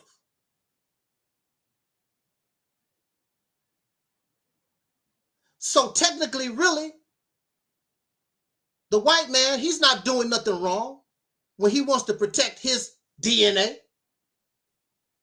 Now, what he's wrong is he want to kill other folks and play this supremacy garbage. But there's nothing wrong with the white man saying, I want my woman to myself. I want to protect my DNA. That's natural. There's nothing wrong with that. I want to protect and build a new reality for soul brothers and sisters. Our unique brand. Our originality. It's about us. I don't want to share this with nobody else. You can copy and you can mimic and you can be influenced, but I'm greedy. I don't want to share I don't want to share myself with others. And see, another problem, I'm saying this and passing the mic on to Aleeyah. We have yet learned how to love ourselves because we're ashamed of ourselves. So the shame of ourselves, we stay in this realm of confused identity. I'm a Hebrew Israelite. I'm a Muslim. I'm a this. I'm a that. I'm a that. We don't want to accept that our origins is from the slave plantation. We don't think that our history in this country is good enough. We got to adopt Timbuktu and Kemet and all this other stuff. I am proud of being who I am. I am proud and I'm happy to have the advantage of starting from scratch, because nobody on the planet can accuse soul brothers and sisters, well, you know, y'all enslaved us 400 years ago. Y'all killed my ancestors. Nobody can accuse us of none of these atrocities. When you adopt the history and you want to adopt the customs of other people, you have to accept the bad and the good. So if they are rapists and murderers, you become a rapist and a murderer. Because they built the pyramids, but they also slaughtered all these other people. You have to accept the whole history. You cannot pick and choose. Like they pick and choose this part of the Bible, this part of the Quran. You know how folks pick and choose different things. So again, I'm just putting a little something out there for us brothers so that we can have a little compassion, a little bit more mercy for us as a people, but also to our soul sisters. I'm not going to let Pork Chop, I'm not going to let Noble, I'm not going to let Karen, I'm not going to allow their behaviors dilute and taint what I know to be true. They are victims We are all victims of being made unnatural. In the natural world, that male knows, and the most important thing to him is his female. You will see this in ants, you will see this in grasshoppers, you will see this all in the natural world. It's all about the female. And I know a lot of brothers don't want to hear it, but in the natural world, males are expendable. In the natural world, you can have one male and he can fertilize a whole lot of females in the natural world. Males are expendable. When you look at bees, as soon as the male bee mate with the queen bee, they kick his ass out the hive. See ya, wouldn't want to be ya. That's what they do. But our role is important. These men want to be the male in the female. You cannot be that. And so what the male have done all over the world, because of this attitude that they have, they've taken the human being out of balance. Because our lifestyle and our behaviors, and again, we are mammals. We're not a goat, we're not a dog, we're not a bear, we're not a possum. But if you examine male behavior in mammals, and we are considered in science, biology, mammals. A mammal is any life form that feeds their young milk that comes from mammary glands. You will see that we as males, we are totally out of order compared to these other males. But then again, if you want to be like the male bear, all you want to do is sniff around or be like that dog, sniff around. And we do call ourselves, what's up, dog? And we do call our women a bitch. If that's the kind of behavior, that's what y'all want to do. Well, you do have that option. But it's not good for us because the human being, we are family oriented. It's about family. It's about interaction with other people like ourselves. We really don't roll solo unless we absolutely have to. We're family-oriented beings. So it really don't work for us. But if that's how you want to roll, if you want to be a solo male, hit it and quit it, you have that option. But it's detrimental for us because, again, we're family oriented. That's just how the human beings are. We really not no solo type people. We enjoy family, but our families have been destroyed. Another purpose of the Mississippi campaign is to bring us and condition us to be family, whether we are family by blood or simply because of the struggle. We're family. I'm willing to suffer and die and sacrifice for Brother Talib and he for me. We live good. We live good together. If we live bad together. We're family. Whatever we got to go through. I'm not running nowhere. It's not me. Can you imagine how strong these families would be if they were really families and they combined their resources to do certain things? How strong would your family be if everybody wasn't so selfish and arrogant and whatever, and you were able to pool your resources? How much land you could buy? What kind of businesses you could open? Look at all the money we throw away on shoes and video games and other foolishness and porns and all this other stuff.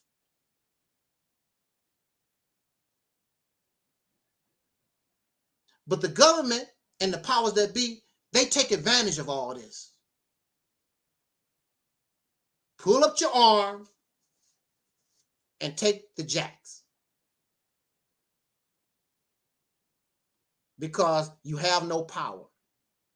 And unless you do implement this Mississippi campaign, you won't never get none. I guarantee you. And I'm passing the mic over to Brother Taalik. Yes, sir, brother. Thanks for allowing me once again to give my input on this panel. You know, basically, you know, the brother said it all, you know, but I'm going to add my own little, you know, input in it, as I said, and, but however, you know, until the man takes the course of his own destiny to where he's in control of his destiny, then the woman, which is the other half of him, will remain in an unnatural state. Yes, sir. And as we can see, that all over social media being exemplified in every which way or turn you look. And it pains me, you know, to really see what the sister goes through. Even if it, you know, is some of the most wretched stuff that could be done by a woman. But you know what? It pains me because of the fact that they have to go through that. In terms of the mode of survival, in terms of the mode of just being all out wretched, period, you know? Because we give them no other incentive of which other way to conduct themselves. That's right. So, this is why we see more of our sisters out there now being just as aggressive as the male. It was never no time in history in this nation where you saw, or on this earth, I'm sure, where you saw the woman running around carjacking people. You know, on these mass robbing sprees, you know, which is usually a male thing. You know, women out here, you know what I'm saying, even to the point, you know, raping other men, raping men. You know, I mean, you know, women out here, you know what I'm saying? You know, if you don't do certain things for me, I could kill you or have you killed, you know? Just like for a prime example, it was this black judge in Philadelphia over recently ago. And she, you know, violated this rapper named Nick Mills' probation and sent him to prison, right? All because, you know, he did not conform to her wants. And it just wasn't about litigation as far as what she was doing. It was about her personal wants and what she wanted him to do. And with the position she has, she saw an opportunity to dominate a male. And we never even seen our sisters that work in law enforcement act like that up into this recent time in history that I know of, you know? And that just go to show you that it's because we have allowed them to be in a position of survival mode where you got to get it how you live. that's basically the bottom line to that, you know, and I mean, it's to the point now where if you don't even look at a sister, she might disrespect you or do something crazy to get your attention. This is how, because I remember one night, I'm coming home, and so I'm walking through the neighborhood, you know, and I pass by, see somebody sitting out front of a residence, and, you know, they called me. It's a sister, soul sister. And I could hear, you know, I had on my headphones, you know, and I could hear what she was saying in the background, like, take off them cheap ass headphones. Let me holler at you, you know. But I kept going. I kept totally ignoring her. Back in the 80s, as far as I can remember, back in the 80s when I was a younger brother coming up, even in the early 90s, or the 90s, you didn't see the woman acting like that. Usually it was brothers trying to do everything they could to get their attention. Now it's like they out of control like that. Where you don't even, you know, if you don't even look at them or give them any ounce of attention, they gonna try to take it any kind of way they can, even if it's in a disrespectful way. So this is how far out of control this unnatural atmosphere has gotten our sisters to the point of. You know, I mean, we already see they want to work on jobs that's really set up for men to do. You know what I'm saying? We want, you know, now they want to be bullies. When have you ever known a sister to want to be a bully? I mean, yes. I mean, they have been bullied, you know, throughout history, but not to the extreme that they are portraying that image now as being a bully. You know? Well, women, especially if they gang related, walk around and grim brothers down. You know how brothers grim each other down, stare each other down? Yeah. Now you got women doing the same thing. And if you look the wrong way, they might pull out an AK and, you know, blast you. I mean, this is the mentality of the sisters today. And this as a result, like the brother kind of touched up on, because they being raised in the streets by each other. They're parentless, they're motherless, fatherless,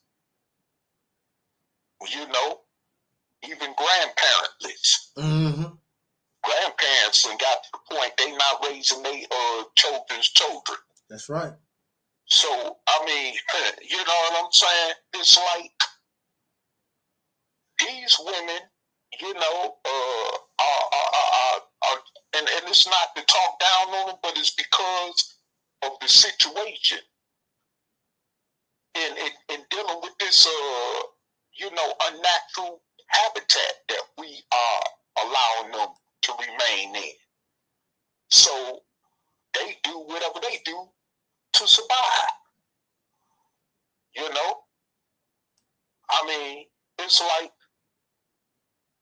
you know, we see domestic abuse on the rise when it comes to women abusing men. Just as much as men abusing women, we're seeing women domestic abuse on the rise as far as against men. You wouldn't believe it. All over the United States.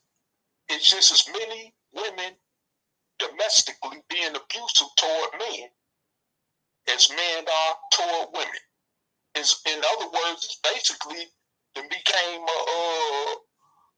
you know, an even percent, a 50-50 even percentage, you know? So, I mean, when you look at the situation right now, with the woman being so far out of control, it's like now you got more brothers calling the police on them as much as them calling the police on a brother because of the unnaturality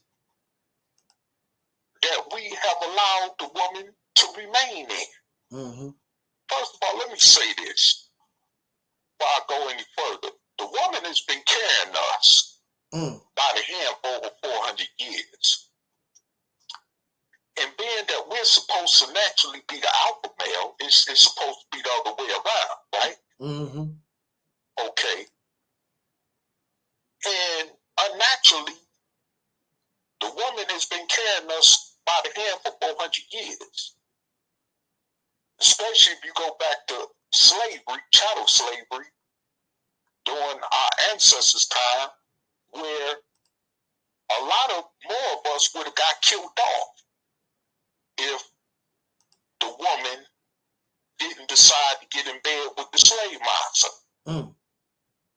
Yeah. Oh, please, slave. Oh, please, master, I'll give you something. Just don't kill my father. Just don't kill my husband. Just don't kill my brother. Mm-hmm. Yeah. It was laying like that. See, we quick to forget that kind of situation in our history as a people in this country. It definitely happened. So, I mean, it's like, you know, when you really looking at that type of situation, even up to now, you'll see even our sisters still, our grandmothers still, like the same thing that happened on the plantation that I just mentioned, telling the police, don't shoot my child. Please let me handle it. Don't shoot my child. You see what I'm saying? Mm-hmm. You know, it's always the man crying out for mama, like George Floyd. You see what I'm saying? Uh-oh. Because we've allowed our women to be in that position of when we call out to them. But then we turn around and, you know, again and call them the B words and this and that and forget how we're depending on them to do the things that we supposed to be doing as men when it comes to us controlling our destiny to where we protecting them and the children that we help them born into this world. You see what I'm saying? Mm-hmm. So my thing is this, is that I'll be honest, and I'm kind of guilty of it.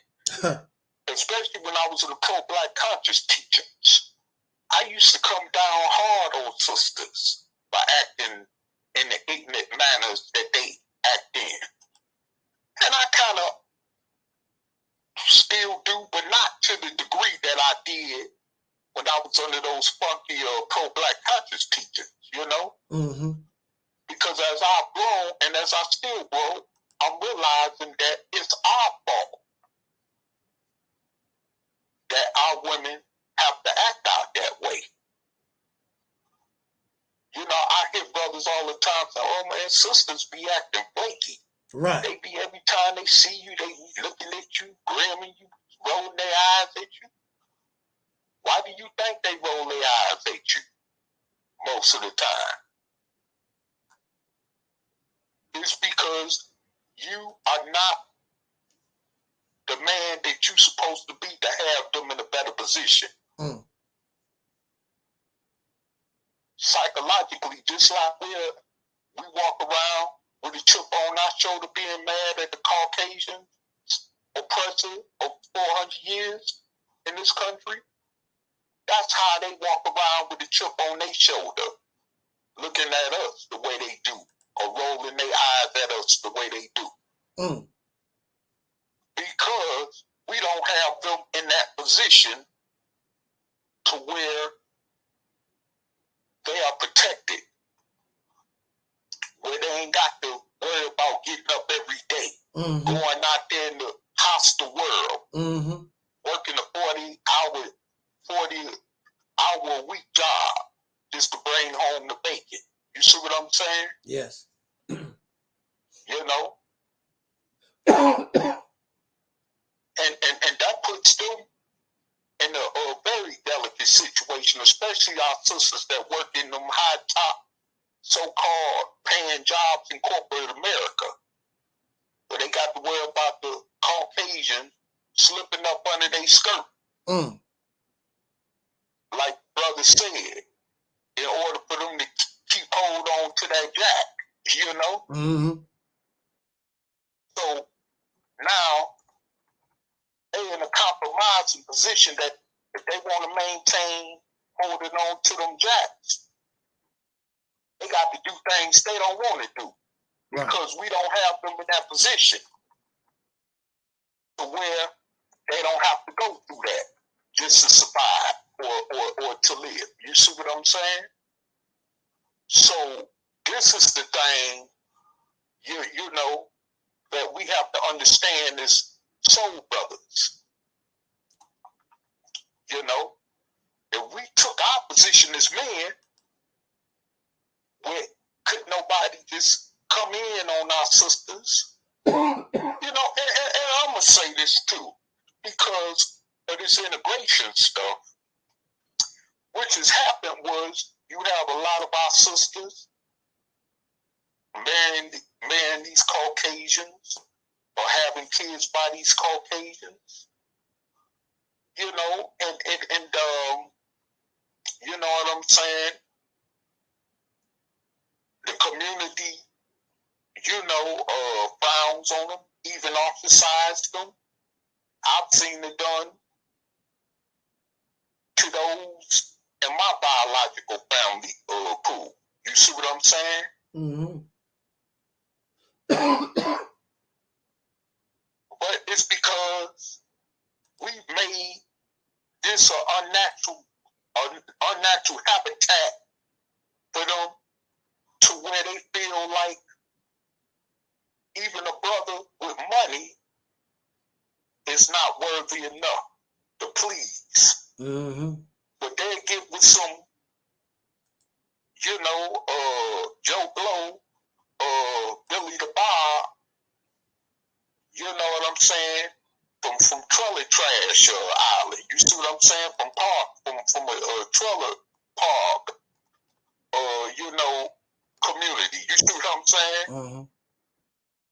Ain't never worked a day in their life, ain't got nothing to offer, but to stay married to them and laid up with them for years, having kids by them. Mm-hmm. Then to get with a brother. And because of that situation, it's because we allowed them to go that route to where they feel like they can't appreciate us.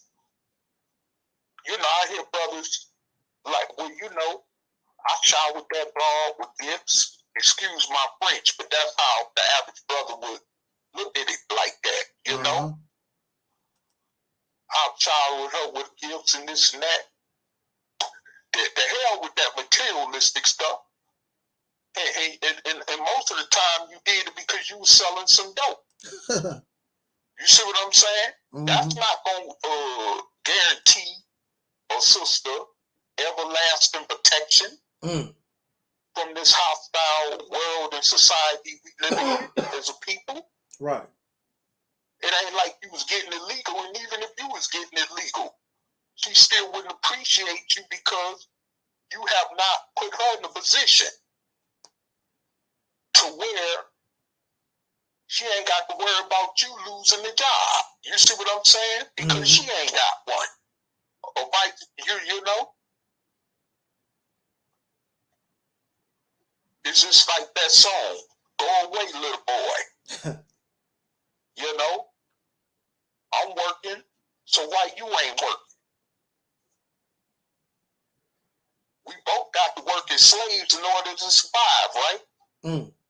But you don't have me in a position, you see, to where I ain't got to work. If you had me in a position where I ain't have to work, all the time. Wives be home raising the children most of the time. And you be in a position where I ain't got to worry about you being up under some man called Massa. Huh. You know, with a probable chance of losing the job that's helping to keep us both from being homeless and penniless. You see what I'm saying? Then maybe I'll change my tune and look at you different. You see? But that's not the reality with us in indigenous Black America, because we don't consider to look at that, because all we do is look at women as pawn pieces of the puzzle. You see what I'm saying? Yeah. To expand. And this is just not in our generation. This was in our parents' generation, and this was even in our parents' generation before them. So now you got generations of psychological, resentment. Well, your daddy wasn't this, your granddaddy wasn't that, and you ain't no different. You see what I'm saying? Exactly. So, I mean, you can't go from losing to winning, you know?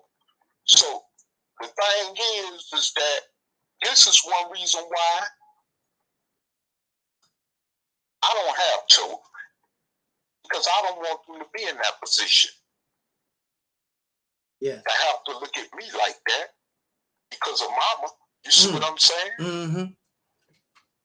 So, I mean, you know, when you actually think about the whole situation of this, of the whole big scheme of things, we are guilty more than a woman is. When you look at it in the lenses of what reality is with our situation. Mm-hmm. Every other man of every other nationality in this country protects their women. Absolutely. Don't let the smooth taste food. Yeah, we know. White men abuse white women. Hispanic men abuse Hispanic women. Asian men abuse Asian women. Arab men abuse Arab women. But not like we abuse our women. It's a big difference. It is a big difference. Let us try to domestically abuse other women of different nationalities and see what type of response we get compared to when we abuse our women. But you know it, you just might find a bullet in the middle of your head, in the middle of the bullseye. Mm-hmm. And you wouldn't know where it's coming from. You see what I'm saying? Listen, let me tell you a story. A little personal story. And I don't get on here and talk about my parents often. But let me tell you a story. My father, you know, even though me and him don't talk, but he's still my father, okay? He's partly the reason why I'm here, okay? But however, it's always been this thing passed around over the years that he had children by a Hispanic woman, okay? Outside of him and my mother's relationship, okay? And I'm supposed to have siblings by way of that, okay? Now, I don't know if that's a fact, but I know this Puerto Rican woman he was dealing with for years, even since I was a child. I do know that he was told, maybe it was about 20-some years ago, he was told that if he didn't stay away from her, that he was gonna get killed. And this was her father who made it completely clear that if he did not leave his daughter alone, he was gonna kill her. And knowing the mentality of Hispanic men coming up, myself on the East Coast, that's how they protect their women. They don't play that. I don't care if they're Puerto Rican, Dominican, Mexican. Mm-hmm. They will bump you off about their women. Okay? They don't play that. I know that for a fact. They don't play that. You know? And you know what I'm saying? Of course, we know how these white men running around feeling about brothers intertwining with their women. You see what I'm saying? So, I mean, it's like every other group of people in this country has a thing for protecting their women. Unlike us. Yeah, they do whatever they want to do to their women. That's their business. And that's their prerogative. And even as far as I'm concerned, that's their right. You know, but let's one of us try and see what the response will be. We don't have that same mentality when it comes to our sisters. And this is why you wonder why we don't get no respect from the rest of society, well as the world. Because we do not give our women that kind of protection.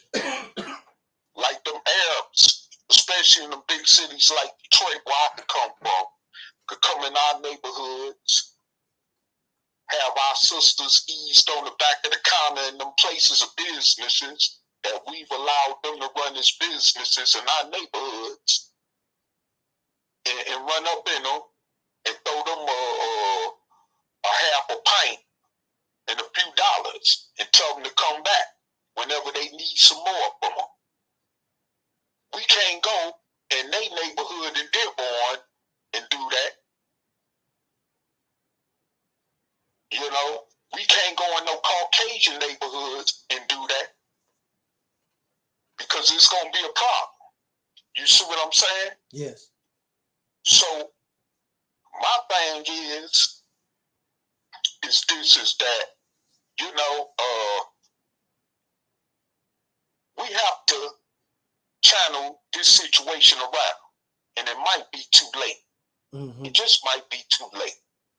But we're going to have to channel this situation around if we want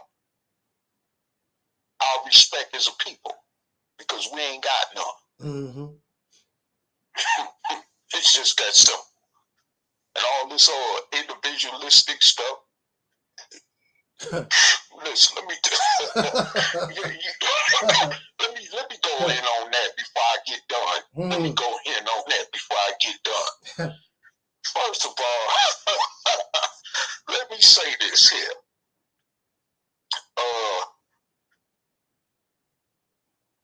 I'm kind of guilty of that, okay? But since I've been where I'm at, it don't matter whether I'm out there like those ones that they refer as the Pookies and Ray Rays from among us, as far as chasing after dope, chasing after, you know, some Putain when it comes to one of the drug addicts or out there, you know, mm-hmm. just scourging around all over the place, you know, out there breaking the law, or doing some other silly stuff in the streets that could get my freedom took or get me killed. You see what I'm saying? They still look at me as the nigga word. Let me repeat that again. They still look at me as the nigga word. Oh, you just like them. Mm-hmm. Y'all all the same. Especially if they get mad at you agree with something about you, oh, you just like them. But you ain't out there breaking the law. You ain't out there selling dope or on dope or prostituting, selling yourself or gang banging or, you know, robbing and taking and breaking in people's stuff or raping people or doing whatever, you know, they do out there like that. You know what I'm saying? Mm-hmm. But you still a nigga word. Right. They don't care how legit you are. Everyday law-abiding member or citizen in society. They don't care how much of that you try to be. You still a nigga word. And they're going to treat you in such manner. Even by lumping you up with everybody else. They don't care nothing about that. I hear, and you know, like I said, I had to learn my lesson from that. You see what I'm saying? They don't care nothing about that. You are still the nigga word. You know? You see, like I told you in the other video the other night, you got these black cops out here, you know? Oh, I'm just like you. We wear the same blue uniform color. And in the back, they don't care. You my brother forever. No, they don't look at you like that. Mm-hmm. You still a nigga. And they go and they will show you. Mm-hmm. Do you understand that? They still look at you are a nigga. Point out. So you could dress it up any kind of way you want, like you got these black police officers, you know, who wanna you know what I'm saying, you know, establish black-only police, civil rights organizations to try to exclude themselves from the rest of the masses of the 44 plus million of us. That still don't work. Mm-hmm. Y'all all still niggas. I don't care about your organizations either. Or what organizations y'all fall, or what different umbrellas or organizations y'all fall under. All we see is the nigga. That's all we see. So you could try to, and when it comes to this system, you could try to, like Sotomayor,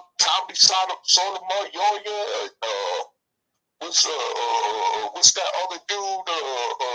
Kevin Samuel.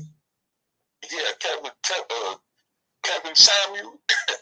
You know, talk down on the soul sisters. Listen, let me say this. You can do that all you want to. They gonna even lose more respect for you. Mm-hmm. That even make them lose more respect for you. Because now they say, well, shoot, we could have our way with these black women all day and night. Because look at how these how they own men on social media talking down on them.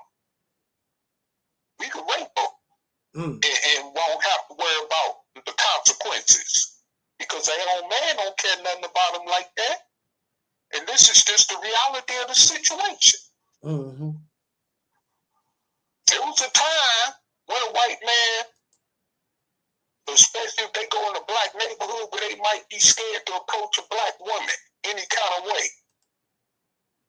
Now, they could come in our neighborhoods, like I said.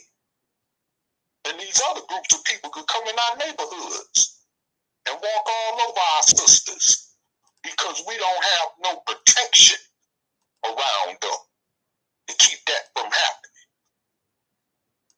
See? So, and then, you know, of course, I'm piggybacking off of what was said earlier about these pseudo pro-black organizations like the Nation of Islam, the Moorish Science Temple, you know, the Nubians that go up under another name now called the Sabians, or whatever that is. You know, the Hebrew Israelites, you know what I'm saying? They not offering that protection in a 100% manner. They say it out their mouth, but they ain't offering that kind of protection. They ain't out there to make sure our women get home safe from work. Nope. Get the work safe. They ain't up there by their jobs waiting on them or making sure or checking on them even during their lunch breaks. To make sure them paperwork bosses ain't trying to get up under their skirt. You know what I'm saying? Or disrespecting them any kind of way. Where they got to walk up in there and do something to that cracker. You know what I'm saying? They ain't out there like that. So no, they telling the damn lie that they about protecting and serving the black woman. That comes more than what you say out your mouth. It comes more than just standing on the corner selling the Muhammad Speaks or a Final Call paper. Or some damn bean pie. You know? Or standing on the corner propagating with some Moorish American literature or doing whatever you do if you were so-called Nuwapian or Sabian or whatever that is out there, you know? You ain't out there like that. You know? Offering that real type of protection. You know? Making sure if the police walk up on the sister that she don't end up being like a Sandra Bland. You see what I'm saying? You don't see our brothers out there, the so-called pro-black organizations out there. You don't even see the new Black Panther Party out there. And they the only ones out of them all that I know that carry guns. You don't even see them out there like that. What about that other black organization that tried to be like them that as far as I'm concerned is defunct? You ain't hearing about them called Don't Take No Shit or whatever. Don't fuck around. That's what they call them. Now they leader been indicted by the feds. You ain't heard nothing about them. You see what I'm saying? Yeah. You know, ain't none of them out there. You know, where's even the Crips and Bloods at? The family supposed to be handling things like family. Where they at? Where the black gangster disciples and the vice lords at? You know, when these Mexicans and Puerto Ricans could come up on us and do whatever they want to do in the hood, like they did to you in the ran you out of Compton, California. They used to be predominantly black. Now it's predominantly Mexican. Because they went through that. And guess what? The Mexican gang straight from the penitentiary called the shots on that. Made sure they went through there and ran them Negroes up out of there, terrorized their families and running them up out of there, making them migrate to different parts of California or further east of that state. You know what I'm saying? Then they want to bring that trash to other places around the country. Nothing but a bunch of punks. Straight up. I ain't got no respect. That's when I really lost respect for them, you know? You know, and then you know what I'm saying? You know, you run around here, you know, and you talk about how tough you is and how gangster you is, but you ain't gangster when it comes to protecting that sister. So police could walk up on that sister now and do whatever they want to do, and you just stand there and watch and holler and shout and call the police out their name and all that. You ain't going up in there stopping it. You stood around and watched that cracker lean his neck on George Floyd's neck. You would do the same thing when it comes to that sister too. You know? So stop talking about y'all about that work. Y'all ain't about that work. You know, I can speak like that too, because I come from the streets too. Y'all ain't about that work for real. And as far as on the religious side, looking at it, as far as the pro-black conscious side, y'all ain't about doing, y'all ain't about that liberation as y'all claim y'all about.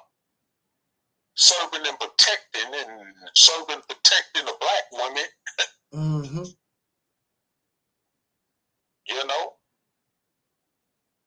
Serve and protect the black woman, huh? If y'all had that going on, we would, we wouldn't have sisters that call themselves MGTs out of order.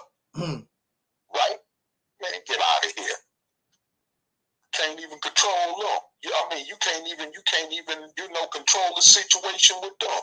How you gonna control the situation with an average sister out there that's more hard and aggressive? You know what I'm saying? Oh man, get out of here with that. Y'all talk that, y'all talk all that bull crap. You know what I'm saying? And it disgusts me. It really does. It disgusts me.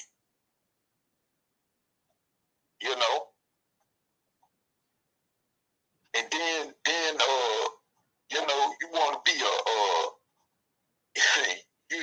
and then have you talk that crap about where you can't speak on us all like that. Then you go with that individual stuff again. Yeah, you might have some decent brothers out there, that really want to be, you know what I'm saying, about that business when it comes to serving and protecting us all as a community and stuff like that. But at the same time, you just an individual. It's not a group of you just an individual. Being an individual ain't gonna never get nothing done and ain't never got nothing done. Mm-hmm. When you depended on Martin Luther King or Malcolm X as one individual leader, you see how that went, right? Huh. And get out of here. Nobody cares, That's why they can do whatever they want to do to us, because we on that individualism type stuff. Well, brother, you talk all that. Why don't you be the one to step out there first? How about this? How about us all step out there together? Mm-hmm. You know what I'm saying? No, you just use that as a narrative because you too damn coward to really put on your boots. You too damn coward to put on your boots to get out there like men and soldier, like we should have did a long time ago. This is why we can't get this Mississippi campaign off the ground. Mm-hmm. Because of brothers like that with that type of mentality. Got to have some kind of damn excuse, Well, I'm tired of hearing excuses. Yes. That's why I don't vibe like that on social media. Or the people outside this platform. Because I see what the situation is with a lot of brothers. Brother, I got a job, man. I got a business. What you got? You ain't got nothing, no more than what I got. You can lose that.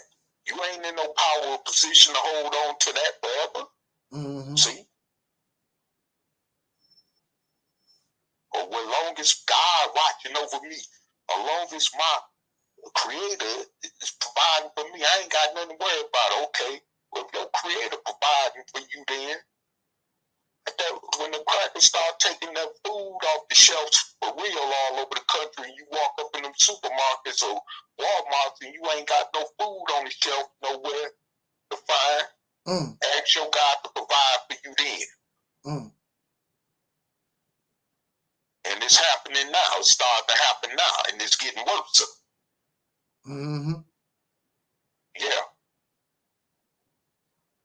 And those of you that say you watch news, you know, you should know what time it is. You see, so, you know, like I said, you know, miss me with that. You know, because see, I'm going to tell you just like this here. What hurts me, and this is a good title, this is a good subject to be on too tonight, because to go in on, because it hurts me that I cannot, out of sincerity or honesty, be close with a soul sister, because I don't have nothing to offer her in terms of what she really needs. And I ain't talking about no mere materialistic stuff, a damn house or car, nothing like that. I'm talking about land where her and her children can really be protected at. And where then she wouldn't mind opening up her gauges to me. You see what I'm saying? Or opening up her arms to me. And really doing it out of love. Right. And not out of false intent. Because we allow her to be in that position of where she got to think that way. You see what I'm saying? In order to survive. It hurts me and pain to see that we don't have our sisters in that position. I see a few, from time to time, I run into a few, you know, Coca-Cola bodies around here for our sisters, you know, but I don't have nothing to offer them in terms of real power and protection. You know?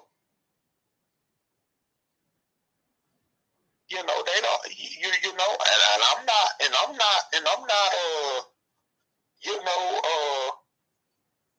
I'm gonna tell you, it hurts me when I see that. Do you think they like brothers being in a position that we're in, seeing us in a position that we're in, seeing a lot of us out here the way that we are? Not being in a position to protect them and their children. Do you think they like that? Do you think they like getting up every day, going to a 9 to 5, working at a factory, working at construction sites, which is designed for men to do? You think they really want to do that? Some of them say they would. You know, they don't have no problem with it, but deep down inside, they got a problem with it. They just not gonna admit it, but they have a problem with it because we not being the alpha males that we should be. You know, think a woman want to go in a strip club and swing her body around the damn pole every night just to bring home the bacon? You think she wanted you think she really got a thrill for doing that because she want to do that for real? Man. Man, I mean, really, man, get the hell out of here. Straight up. You know, I used to go in them strip clubs. Them women be up in there trying to pay their college tuition doing that. You know what I'm saying? But see, if we was alpha males, we wouldn't have to allow them to go through that. Right. I'm saying? So, you know, like I said, I mean, you know, man,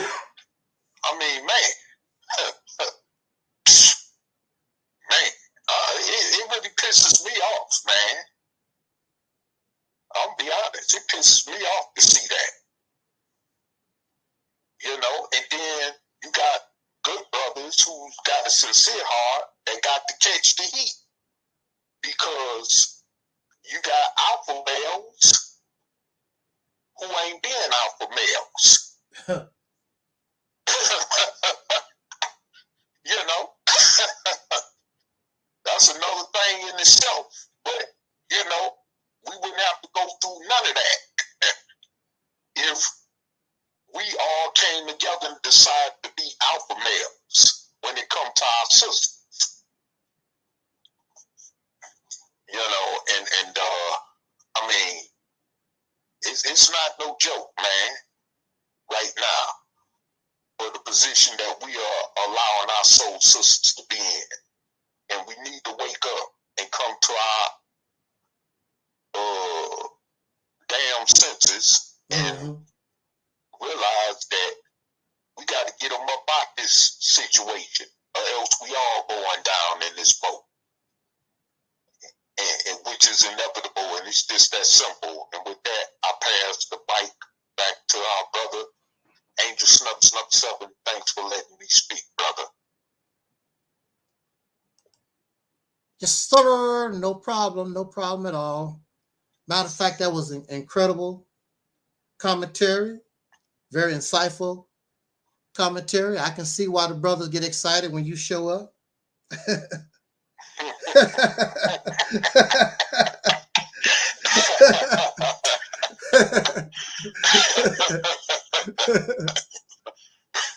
That was very, very good. Very good.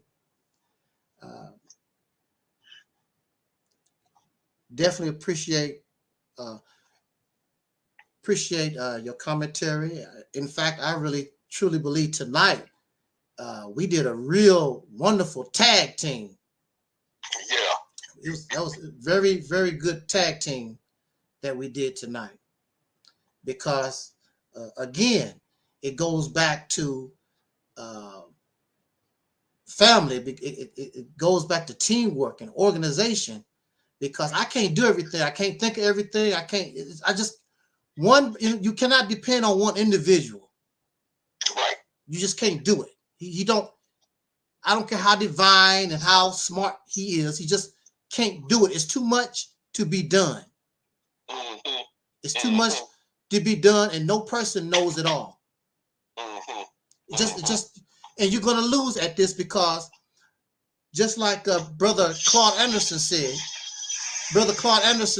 that racism is a team sport. Yeah. Oh yeah, most certainly.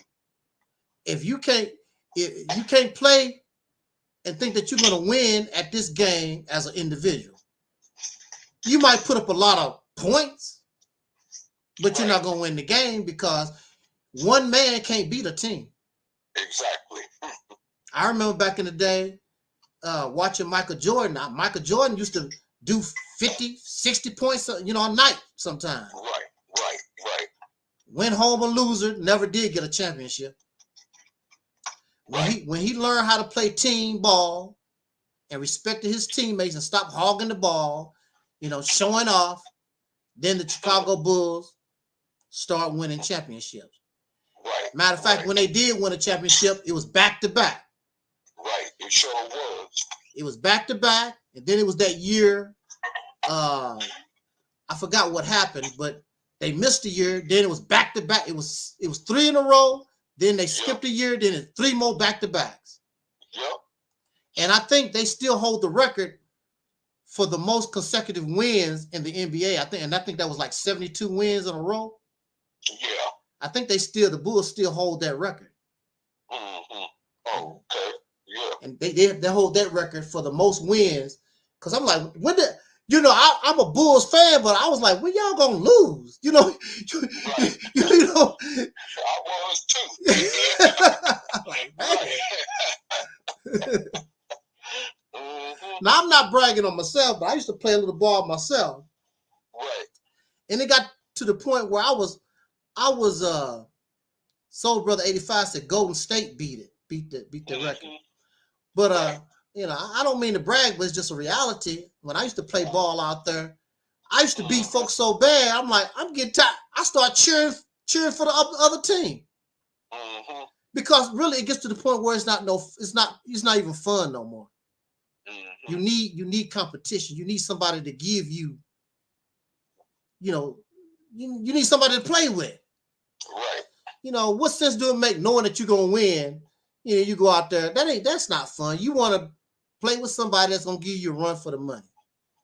That's not fun. But the NBA during that period of time, believe me, nobody would purposely want the Bulls to win back to back. Nobody purposely want nobody to do nothing like that. Right. And I'm very sure those people that was playing me didn't want that either. But you know, good. It was just good at the time. But yeah, very good commentary. And the brothers,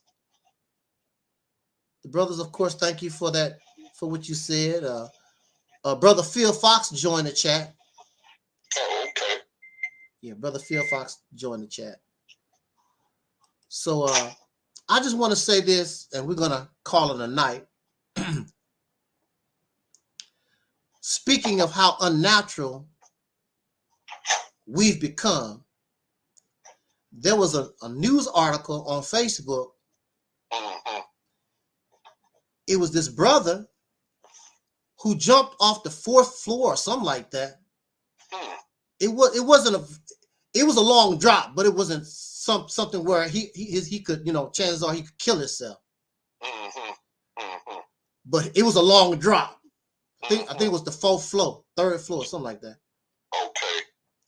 And the reason why, go ahead. Yeah, this is a recent event. And the reason why he did that, because he got into it with his sister and she put a knife on him because he wouldn't have sex with her. Wow. Yeah. Wow. And he said that she pulled out a knife on him and gonna try to force him. And you know, he didn't have a choice but to you know, he jumped out off the balcony.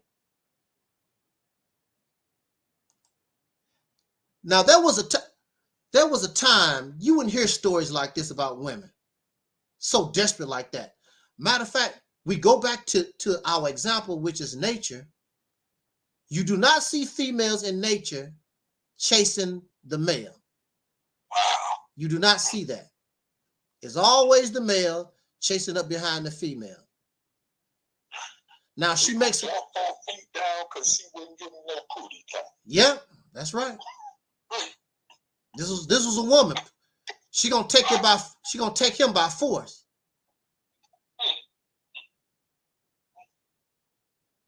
And she pulled a knife. Wow. That goes to show you. And there's a lot of aggressive women out like that. I told you. If it wasn't for the aggressiveness of women, I would be a virgin right now. I never asked a woman for sex. Right. They always came to me. Matter of fact, even gave me that old sob story that a lot of men use on women. Well, if you love me, you know. Right. Yeah, chick used that old line on me. And really what got me was the curiosity of the whole thing. I wanted to see, you know, I'm just like, well, let me see what all this is about. People, you know, tell me it's so, you know, everything is so great and wonderful, whatever. And I'm like, this ain't what, you know, this is over exaggerated. And even to this day, it's still over exaggerated. It's not all what it's cracked up to be. You know, to me, if you have a low mentality, yeah, it's all great or whatever. But if you function on a high level and your thinking process is just high, you're just a high functioning person, that don't really impress you because hell, dogs have sex. Ants have sex.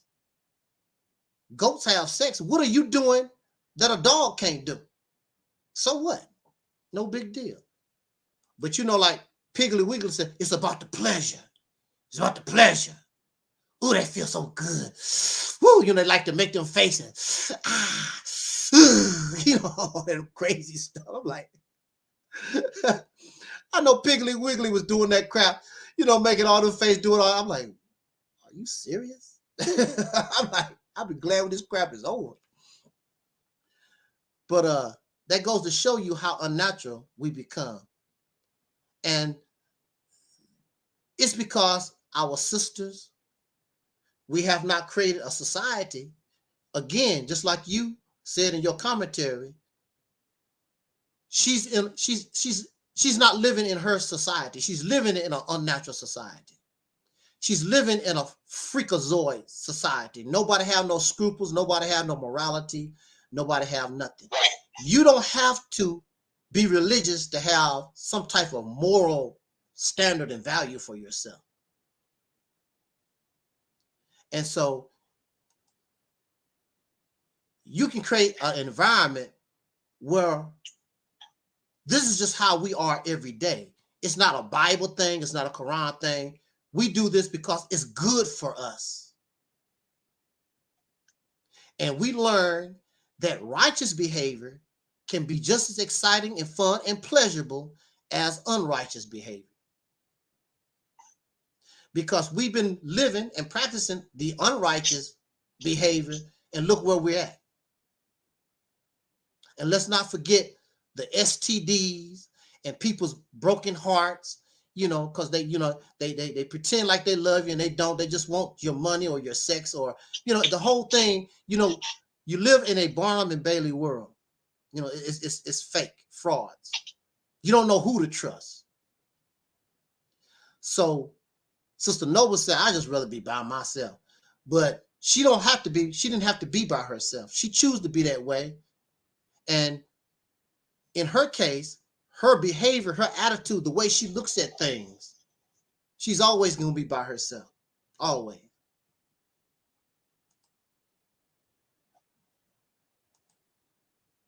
Because she's selfish. It's all about her. What she want, how she think. She want to force her beliefs on people. That's one of the reasons why she lost those jobs. And Black Sign even gave an example of how she talked. When she was an atheist, she tried to force her atheism on Christians. When she's a Christian, she tried to force her Christianity upon others. That's how she is. You're not going to get nowhere like that. And then you taking it to the job. That's not what, you're not on the job to convert people to religion and your ideas. You're on the job to work. Do your job and go home. She even made a video herself where she was so disruptive in Kroger that the security guard had to come to her, ma'am, you're going to have to leave. I remember seeing that. Yeah. And that's not the first time, because I was with her and she was doing, I was like, why are you doing it? Why are you talking? Why are you, why are you drawing attention to yourself like that? Nobody care about what you're talking about like that. They here to shop and whatever and go about their business. But she's wacky like that. I don't understand. I don't understand. But again, another example of us in an unnatural environment, and that's what makes us insane. And when you are insane, you're not responsible for your actions. You don't know any better. You're insane. You're not responsible for your actions. And we as a people, we would be or could or should be considered, we're insane. We're out of our minds. We don't know who the hell we are. We Black, we Moorish, we Muslim, we are Nubian. We don't know what the hell we are. We are nigger.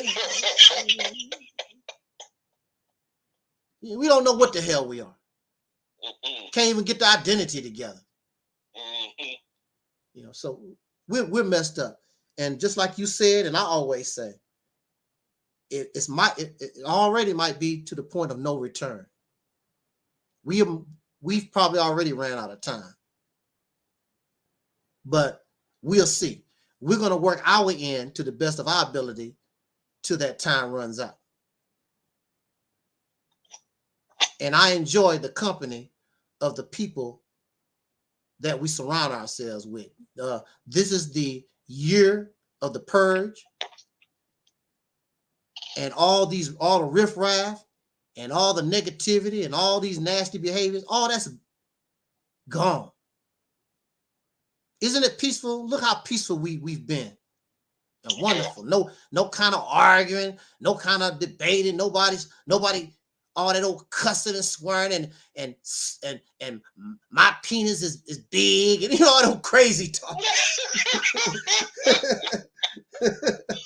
Oh, my putty is tight.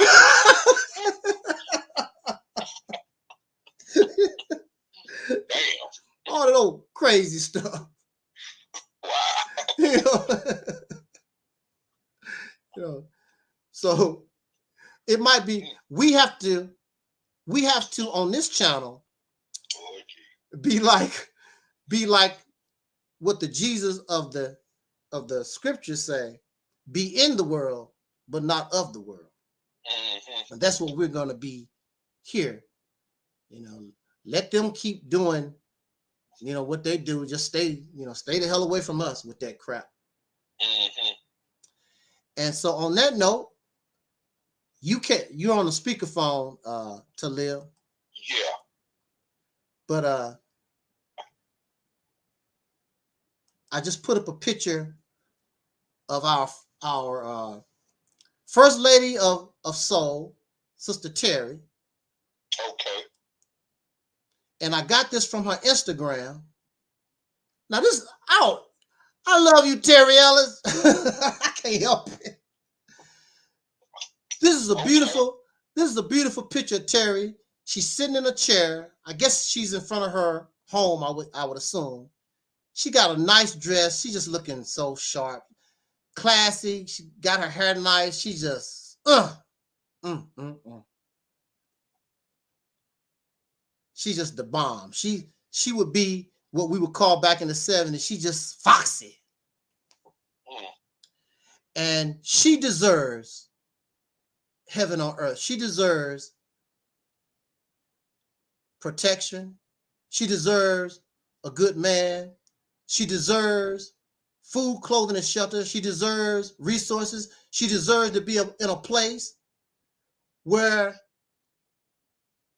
she can control, she can help make the laws, the policies, she can feel protected. She deserves all that. Our sisters deserve all that.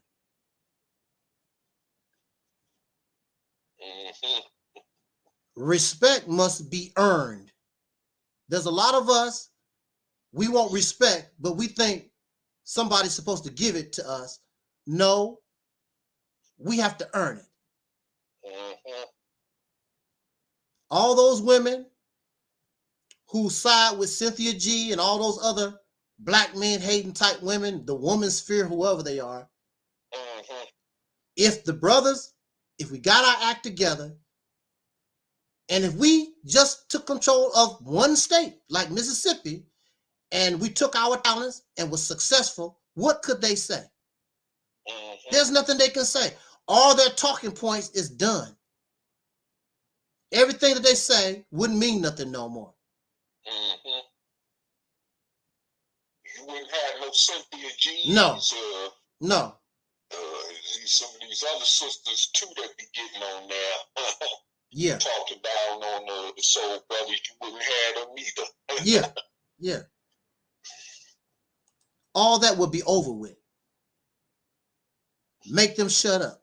But the only way you can make them shut up is we have to do what's required of us and not try to force somebody to respect us. Earn that respect. Right. What can they say when you control a state? Not run a business, because clearly they're not impressed because you got a business. Nah. They're not impressed because of your silly business. Even if it's a multi-million-dollar, they're not impressed by that. But if you took control of a state, something that has never been done by us, never, what could they say? And then they come to that state. They don't see trash all over the grass. The grass is kept cut. All the abandoned houses are bulldozed over. We're growing food on those. Since we make the laws, we can grow food on those empty spots. There's a lot of things we can do when you can change the law and make it the way you want it. Right. You come there and everything, the brothers running everything, controlling everything. And we're doing it fair and righteous to the best of our ability. Of course, mistakes will be made. Nobody is perfect. But we're going to try to be fair and just to everybody. Even the Caucasian people, it'll probably be more Caucasian people trying to move to Mississippi than us. You know, because who wouldn't want to live in a good, peaceful type place? Right. Where people actually got it together. Right. Who wouldn't want to be there, no matter what race you are? So it's up to us. Might make them want to even say, well, damn, you know what, since they did that with Mississippi, let them have Alabama and Georgia. Absolutely.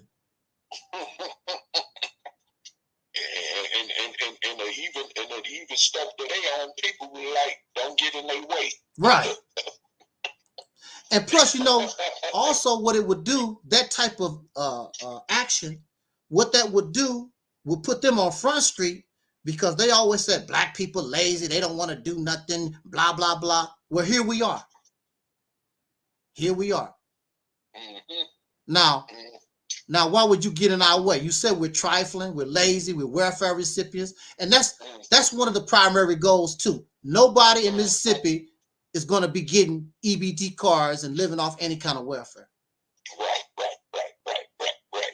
We're gonna eliminate that. Everybody is put to work. Like I said, even little children, they can put seeds in the ground. You know, when you at home, children want to help vacuum the floor. Children want to help wash the dishes. You know, when they're children, they want to help mommy and daddy do stuff. Or if you raise them that way, give them something to do. Like the Bible said, an idle mind is the devil's workshop. Give people a purpose in life. Give them something to do. If they don't have a purpose for their life, they don't know what to do. Give them something to do. As adults, we're supposed to guide the children. They're not supposed to just go out there and just hang out and try to fix. No, we're supposed to help them. We're supposed to guide them. And even that saying, an idle mind is the devil's workshop, it holds true for adults also. Because apparently we got too much time on our hands. We got enough time to run around here and be really, really stupid and ignorant. So we don't have enough to do. We need to put, but the main thing is, there's nothing wrong with work. We got to work. But in Mississippi, things that we can control, we picking cotton, but we picking cotton for us. And we ain't got to do it 40 hours. No, and you don't have to do it 40 hours. No. You set up a system where you can still live good and might only have to work 3 or 4 days out of the week. Spend time with your family. Because there's plenty of us. There's plenty of people to get the job done. You don't need to make no career. Your career is loving your wife, loving your husband, loving your children, loving your nation. That's your career. And you know, if you go to some countries over in Europe, they say they don't work. They not workaholics like they is in America. No. They give them enough time where they can spend with their families. Right. And stuff. it equally is just as much as they work, and that helps balance out the situation with the society, you know. And you know, we could do basically a similar situation like that. You know what I'm saying? Absolutely. The sky's the limit. Yeah. The sky's the limit. So, on that note, I thank you, everybody, for this spontaneous late night broadcast. But I just had this on my mind. I really didn't feel like coming live, but I wanted to. I didn't feel like, but I wanted to. So I called Taalik. He jumped on board. And tonight, I think we did, well, not think, I know we did a pretty good job. Nobody can touch us. None of these other YouTubers can touch us. None of them. I don't care how many subscribers they got. Because not only do we, as they say, complain, not only do we talk about the problem, but we bring solution. We offer healing. And that's something these other folks don't do. Because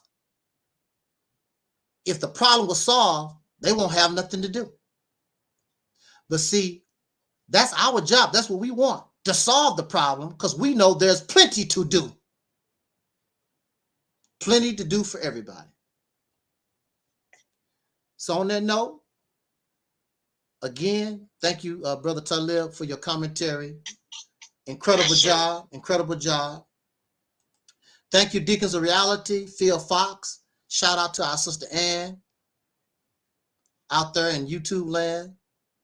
Shout out to visitors I'm not used to seeing in the chat room. To those who are listening and those who will be listening to this broadcast at a later date.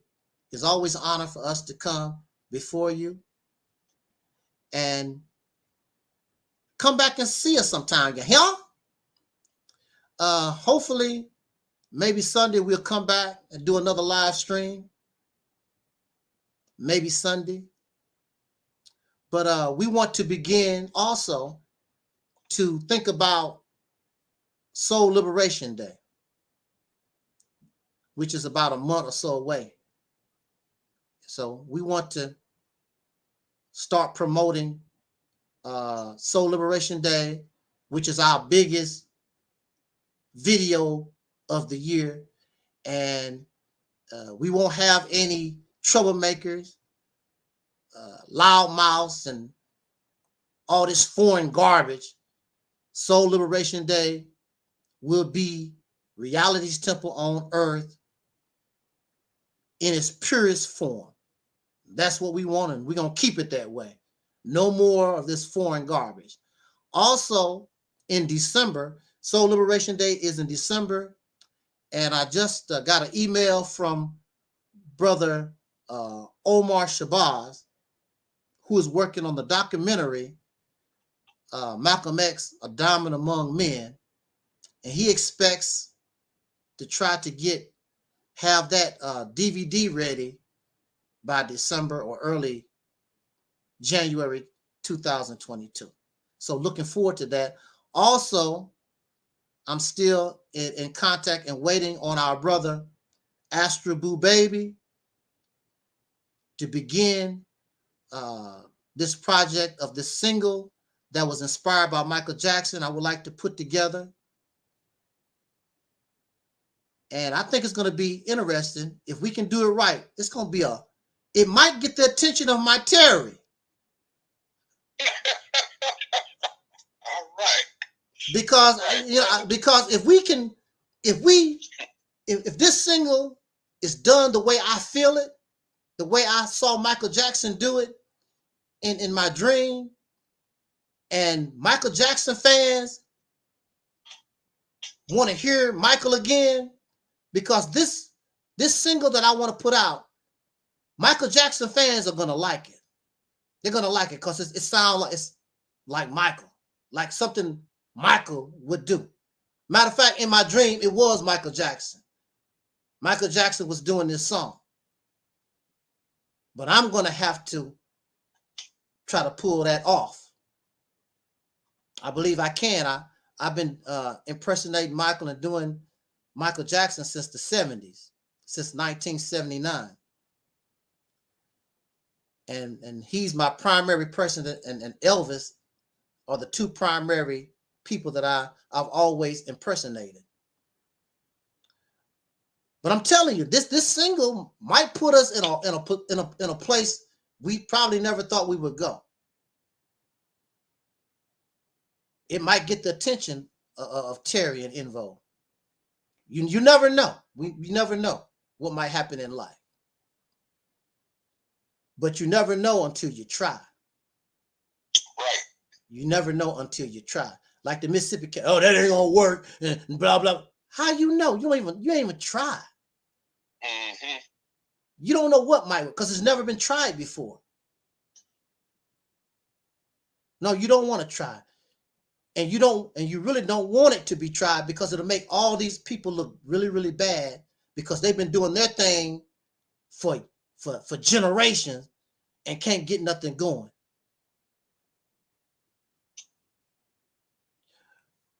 But that's on them. We're gonna keep doing, like the brother said, we're gonna keep doing the do, but don't step in the do.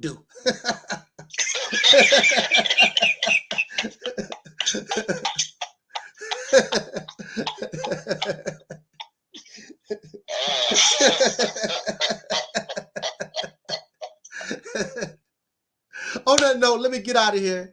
Again, thank you, Brother Taalik. Thank you to the chat room. Thank you for those who are listening. Until next time, as Don Cornelius used to always say, as in part, ooh, Terry, you just look so good to me. Oh, my goodness. Woo. Terry. We have to say, as in party, until next time, y'all. I wish us love, peace, and songs. We already 5,000. Catch you on the flip.